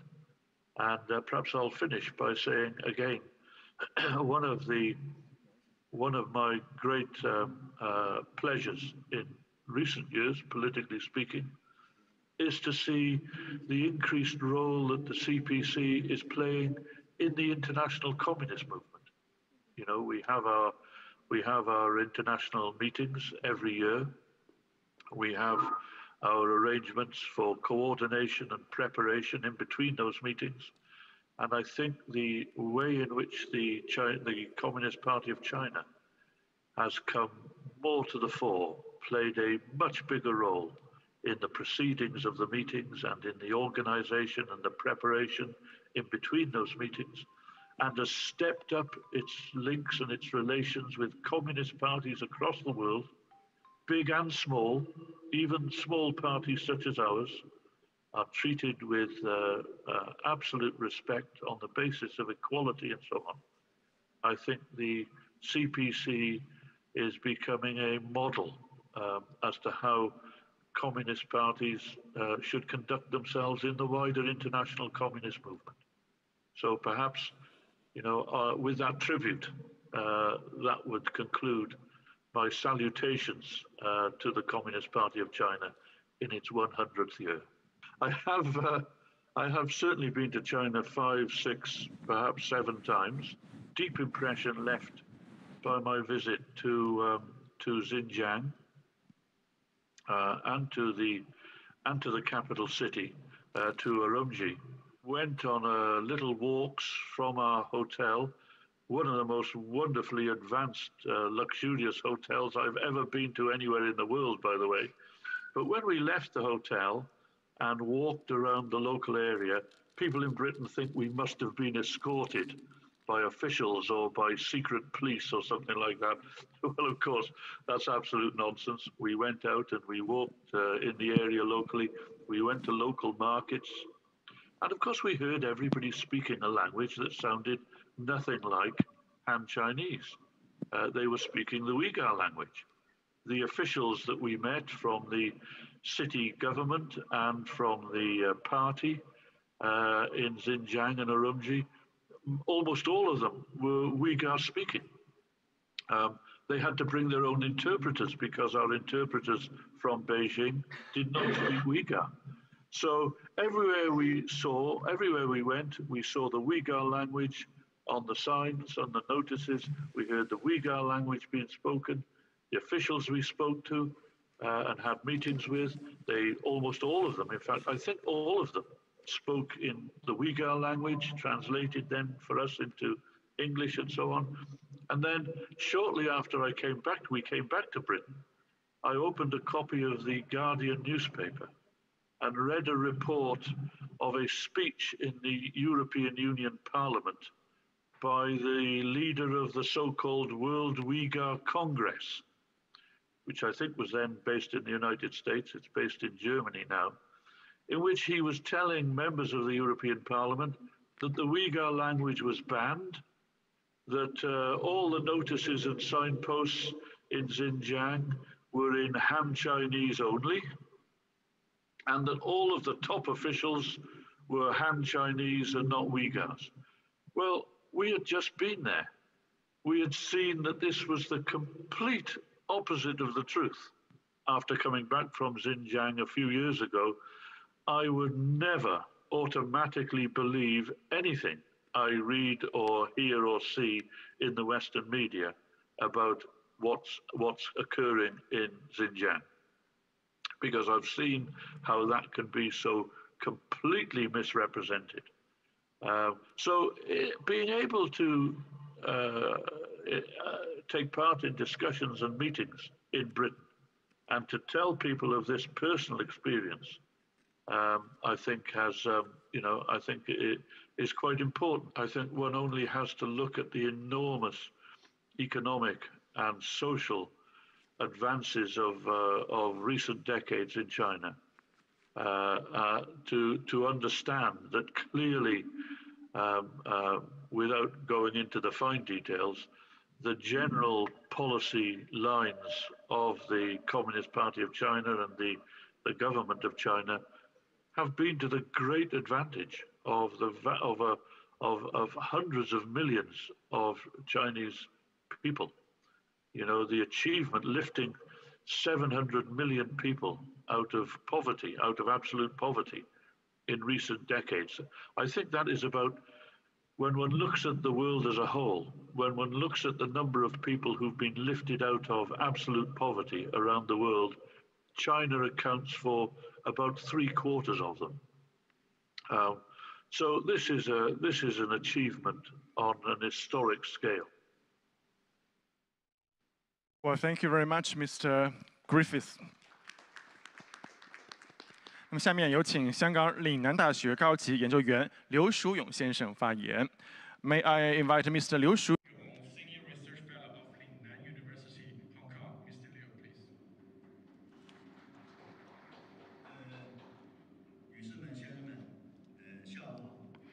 Ladies and gentlemen, good morning. You know, my research area is on Hong Kong history, so I want to talk to you from the perspective of history. And I also want to talk about the relationship between the Chinese Communist Party and Hong Kong. I think, as you know, after this 4th of May's movement, a lot of magazines of the maximum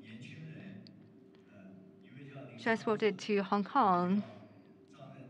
And we know 3 young Hong Kong people, Lin Changzhi, Zhang Rendao, and Li Yibao, set up the Marxist research group in Happy Valley. And Li Yibao is primary school teacher. And these 3 people, they set up a magazine and to convey the Marxist notions. And also in December of 1920, Chen Duxiu passed through Hong Kong, and the 3 young people brought their magazines to meet Miss Chen Duxiu. After reading the magazine, Chen Duxiu encouraged these 3 people and encouraged them to establish a research group of Marxists. And after that, they set up this research group in Happy Valley.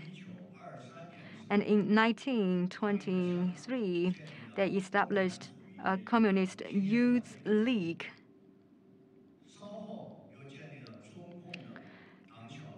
And later, they also established a Hong Kong branch of the CPC.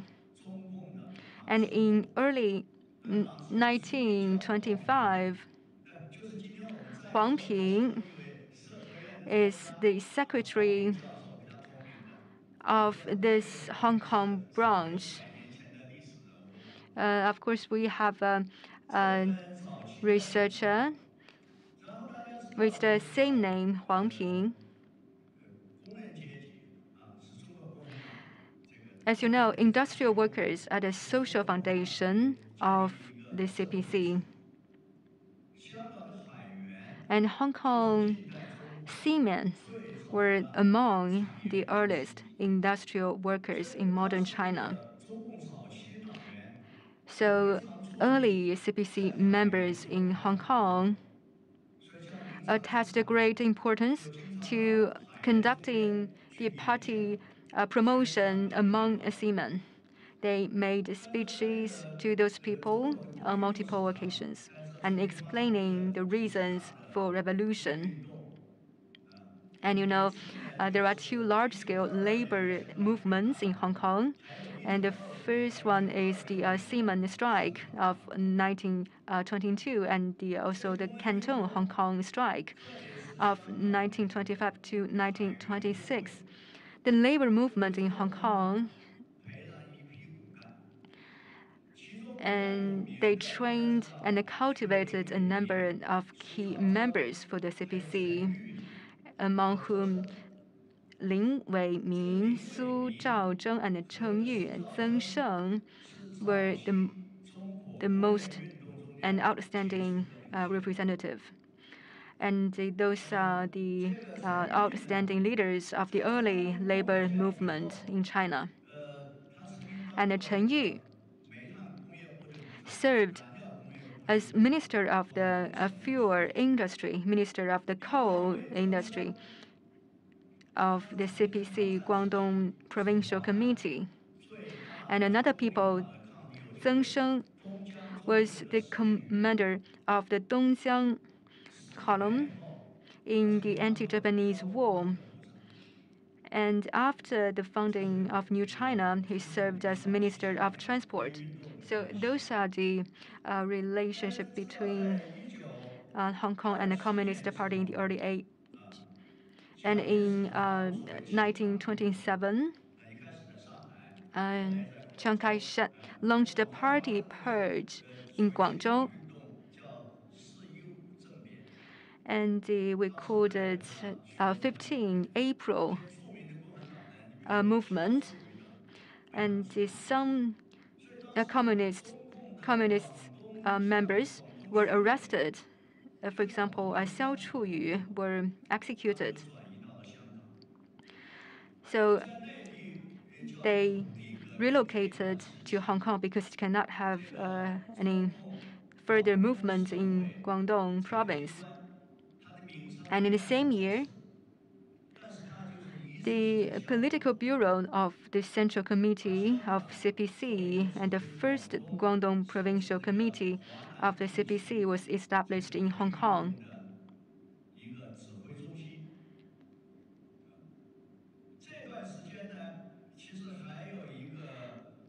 And during this period of time,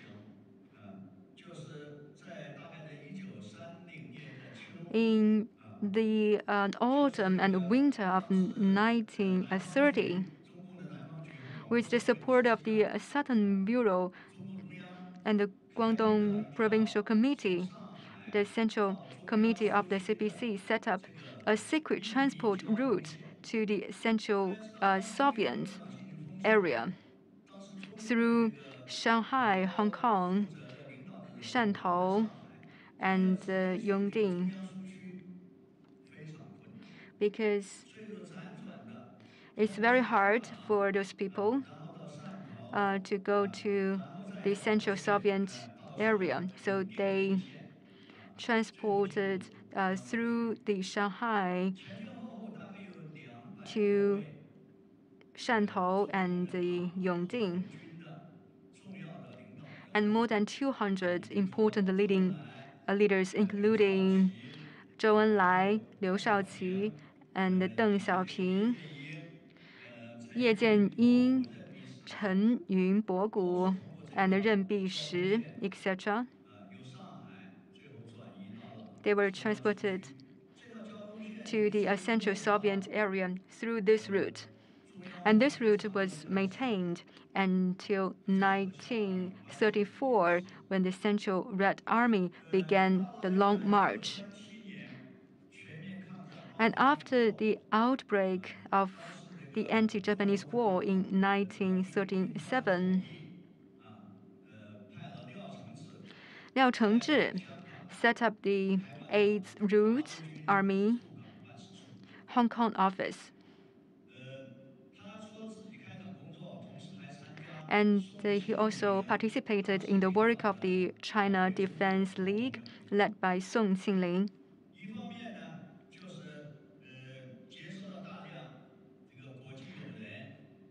Since this establishment, the office received a large quantity of donated materials. And they also have these publications and overseas Chinese newsletter, and to update overseas Chinese on the anti-Japanese war. And many overseas Chinese youths returned to China to join the 8th Route Army. They did a lot. And during the anti-Japanese war, the CPC was the mainstay of the fight against the Japanese in Hong Kong. the Japanese invaded Hong Kong in December 1941, the British surrendered after merely 18 days of resistance. The Hong Kong, led by the CPC, and also those guerrilla brigade led by the CPC became the only armed force that persisted in the war of resistance to the very end of this anti-Japanese war.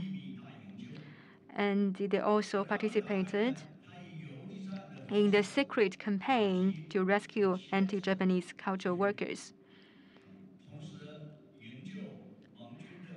And they are rescuing the Allied pilots and gathered intelligence at the same time.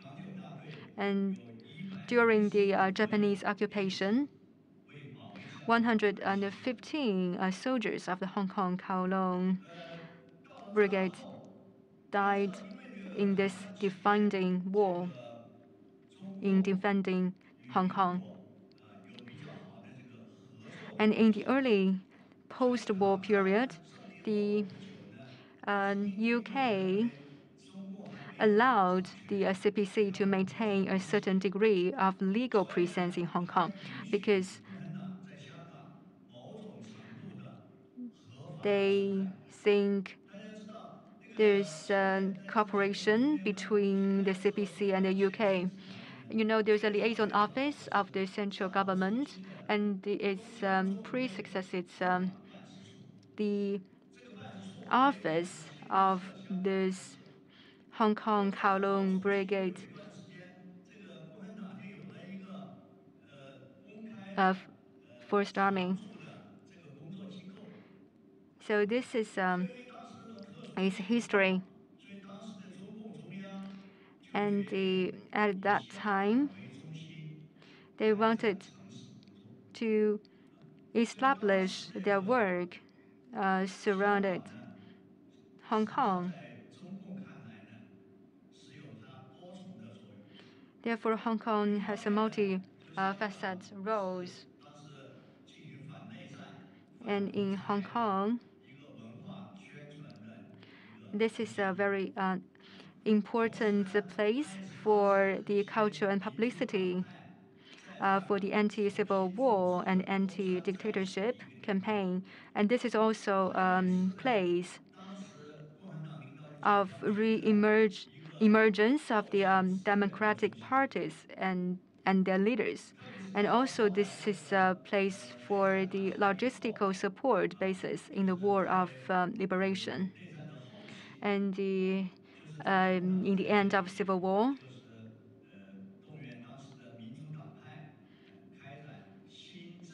Hong Kong had become the center of the new political consultative conference movement. And the democratic parties convened a meeting in Hong Kong to promote the convening of new political consultative conference in response to the call of the CPC Central Committee.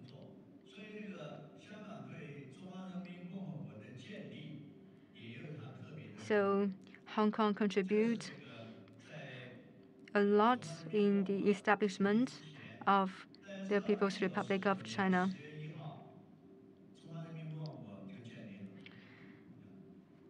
And on the 1st of October 1949, the new China was established. And since the founding of the People's Republic of China, under the leadership of the CPC, and the China government didn't recognize the three unequal treaties imposed by the previous government. And those issues should be resolved through negotiation at an appropriate time. But the status quo should be maintained until the issue is resolved.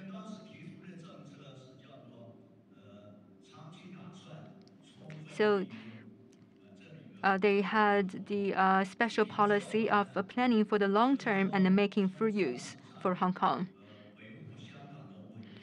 which means they would proceed from reality respective way, and they maintain their status quo, maintained Hong Kong's political stability, and provide strong economic support. And after the People's Liberation Army arrived in Guangdong in October 1949, Mao Zedong and Zhou Enlai ordered the field army not to cross the Zhangmutou line. And this is 40 kilometers north of Luohu, and send security force to maintain the security of the border.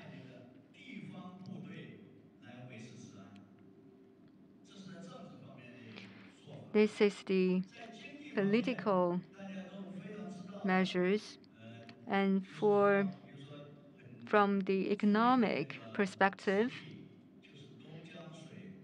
the supply of water to Hong Kong from Dongjiang River and the 3 express trains are typical examples. And this is also those are the economic support for Hong Kong from the CPC-led Chinese government. And this is also a manifestation of the mutual benefit between Hong Kong and the mainland. In order to solve the problem of serious shortage of fresh water in Hong Kong, and this water supply was in the shortage, and also in the year of 1963, at the request of the Patriotic Organization of Hong Kong, they got this water supply, and the shortage of water impacted the economic development of Hong Kong, and this water supply was closely related to the manufacturing. For example, the textile manufacturing, and for example, those patriotic organizations, and even British government, they proposed to the Chinese government to solve the problem by supplying the water from Dongjiang. Therefore, Premier Zhou Enlai ordered the construction of the Dongjiang-Shenzhen water supply project. And in the 1960s, Chinese government and even the Chinese people were suffering the natural disaster. But at that time, they still gave Hong Kong about 60 million. This was a large sum of money at that time. They appropriate this money to ensure the smooth progress of the first phase of the project.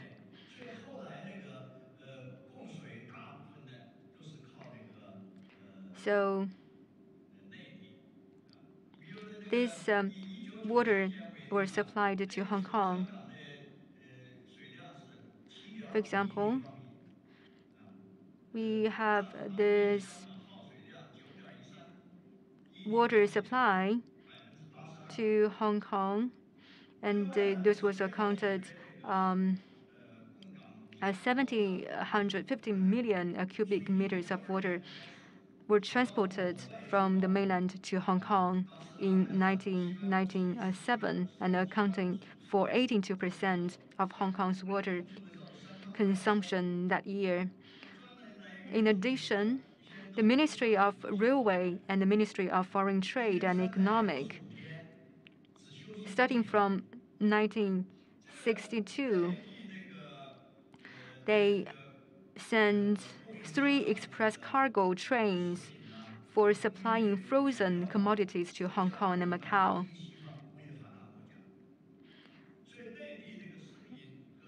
And those price for the commodities were even lower than the price in mainland China. And this steady and balanced supply of cheap food from mainland, and coupled with this water supply, have kept Hong Kong's inflation rate and the labor cost lower than those of the developed industry country in the West, enhancing Hong Kong's competitiveness in the international market.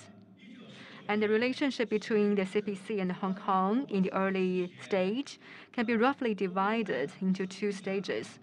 Before the founding of the People's Republic of China on 1st October 1949, the CPC took advantage of Hong Kong's unique status to develop and strengthen itself, fighting against foreign aggression and work toward the founding of New China. And after 1949, the CPC took advantage of Hong Kong's unique status to promote the country's economic development. And also, they increase its influence in Hong Kong, and also an important factor in the economic takeoff and the stability of Hong Kong. Thank you. 公法教授来汉瑞先生是 Professor of Public Law from Osnabrück University of Applied Science, Germany. Ladies and gentlemen, it's my pleasure and privilege to attend this important international symposium on the Communist Party of China's history of 100 years. Thank you very much indeed to the organizers from the Bauhinia magazine for the invitation. From 1921 to 2021, it is hard to put into words what has happened in these 100 years in the world and especially in China. The pace of development in China is so dynamic, so rapid, that one is amazed and speechless over and over again. The resurgence of China as a leading global economic power, an innovation driver and future shaper is likely to be unique in human history. And therein lies the first central argument for the title of my presentation, which I formulated as a thesis. Why China is important, why we should know more about China, and what we can learn from China. We will only be able to understand tomorrow's world if we understand China. Anyone who wants to understand China has to deal openly and impartially with this large and proud country, its eventful history, its unique culture, and certainly also with the Chinese language. Anyone who wants to understand China must also deal with the political system in China and the Chinese constitution. And this includes, of course, dealing with the Communist Party as the central actor in the Chinese constitutional system. The Communist Party and its leading role in the Chinese constitutional system, that would certainly be a challenging question that could be dealt with in Germany from a comparative law perspective. Before I come to the question of what we can learn from China, I would like to outline 3 premises. First, an open and impartial engagement with China is not to be found that often, actually. Many have already formed a judgment without having undertaken the burden of intensive analysis beforehand. It is hardly surprising that such an unscientific approach leads to superficial and incomplete assessments that one quickly embraces prejudices or cliché-ridden images. Second, And this is aimed at the China discourse in Germany.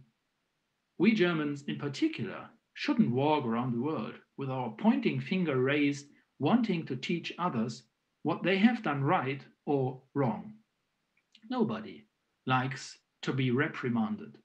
That especially China is sensitive in this respect seems more than understandable, not least because China has experienced a century of humiliation by foreign powers, from the Opium Wars to the occupation of parts of China by Japan during World War II. As Germans, we are well advised to deal self-critically with our own history and our own historical misconduct. Moral rigorism is usually not a good advisor. This applies in particular to international relations. Former Chancellor Gerhard Schröder made a very clear statement in this respect just recently. Former Chancellor Helmut Schmidt had already urged renunciation of Western arrogance and respect for the oldest cultural nation in the world in his book One Last Visit, Encounters with the World Power China in 2013. Third, scientists have the task of generating new knowledge, driving innovations forward, and contributing to solving major societal challenges by asking critical questions and questioning things. But that does not mean that criticism should be an end in itself. Imagine a married couple celebrating its golden wedding anniversary. What do you think should be in the focus of their golden wedding celebration? Certainly, the positive moments and events, shared memories, and common achievements. Of course, we all know from personal experience that a long marriage is not all about good days. Nevertheless, it is a question of respect for the great achievements of the Chinese people that in an anniversary year, which is so important for China, one not only refers to problems, differences, and disagreements, but also honestly acknowledges the unimaginable historical success achieved in the process of modernizing China during the past decades. A few weeks ago, I published the book China Competence in Germany and Germany Competence in China at Springer Nature, together with my colleagues Hu Chunchun and Thomas Zimmer from Tongji Daxue. In her foreword, the former Minister of Education, Annette Schavan, emphasizes the importance of a trust-based diplomacy. When we welcome delegations from China at our university, we regularly experience that our Chinese guests speak excellent German, have excellent knowledge about Germany and its history, and are also experts on German discourses and developments in the respective discipline. In Germany, on the other hand, we know far too little about China, its history, its modernization, and current developments. The development of China competence at German schools and universities is therefore an extremely important topic. China has been Germany's most important trading partners for a couple of years now. Many German companies have had close economic relationships with China for decades. Conversely, Chinese-run companies in Germany employ a large number of German employees. Against this background, it is long overdue that we in Germany deal more intensively with China, just as we dealt with America after World War II. In his congratulatory letter of October 1st, 2019, on the occasion of the 70th anniversary of the founding of the People's Republic of China, the German President Frank-Walter Steinmeier emphasized the intensive partnership and interdependence between Germany and China. A year earlier, in a speech to students in Sichuan, President Steinmeier expressed the wish that many more people in Germany deal more intensively with China, with its history, culture, and language. By doing so, we could learn a lot, actually. Let me just mention 4 examples. First, we could learn from China to see in new developments, especially in new technology, not only the threat, but above all, the opportunities. When we look at megacities like Beijing, Shanghai, or Shenzhen, we look to the cities of the future. China, for example, has succeeded in quickly getting the corona pandemic under control with modern technology, artificial intelligence, and big data. For example, through intelligent contact tracing.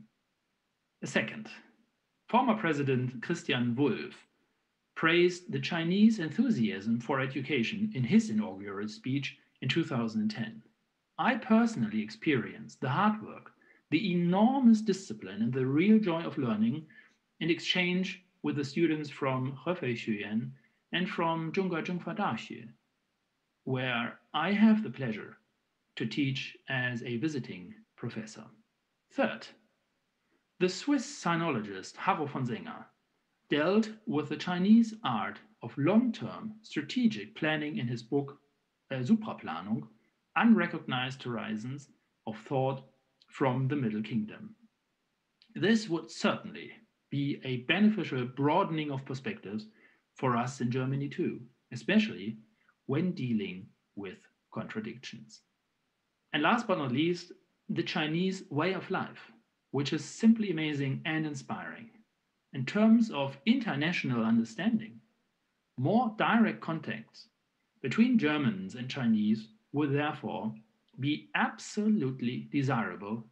The peoples-to-peoples dialogue and the concept of change by exchange, the slogan of the German Academic Exchange Service, DAAD, would benefit remarkably. I wish you a successful conference, and thank you very much for your attention. Thank you very much, Mr. Lechner. Now it comes to the end of today's event. I suggest we give a round of applause to our guests for their impressive insights. And thank you everyone to the International Symposium on the Communist Party of China's history of 100 years. At the end, let's say happy birthday to the Communist Party of China on your 100 years birthday, and we look for a better future. Thank you, everyone. Thank you.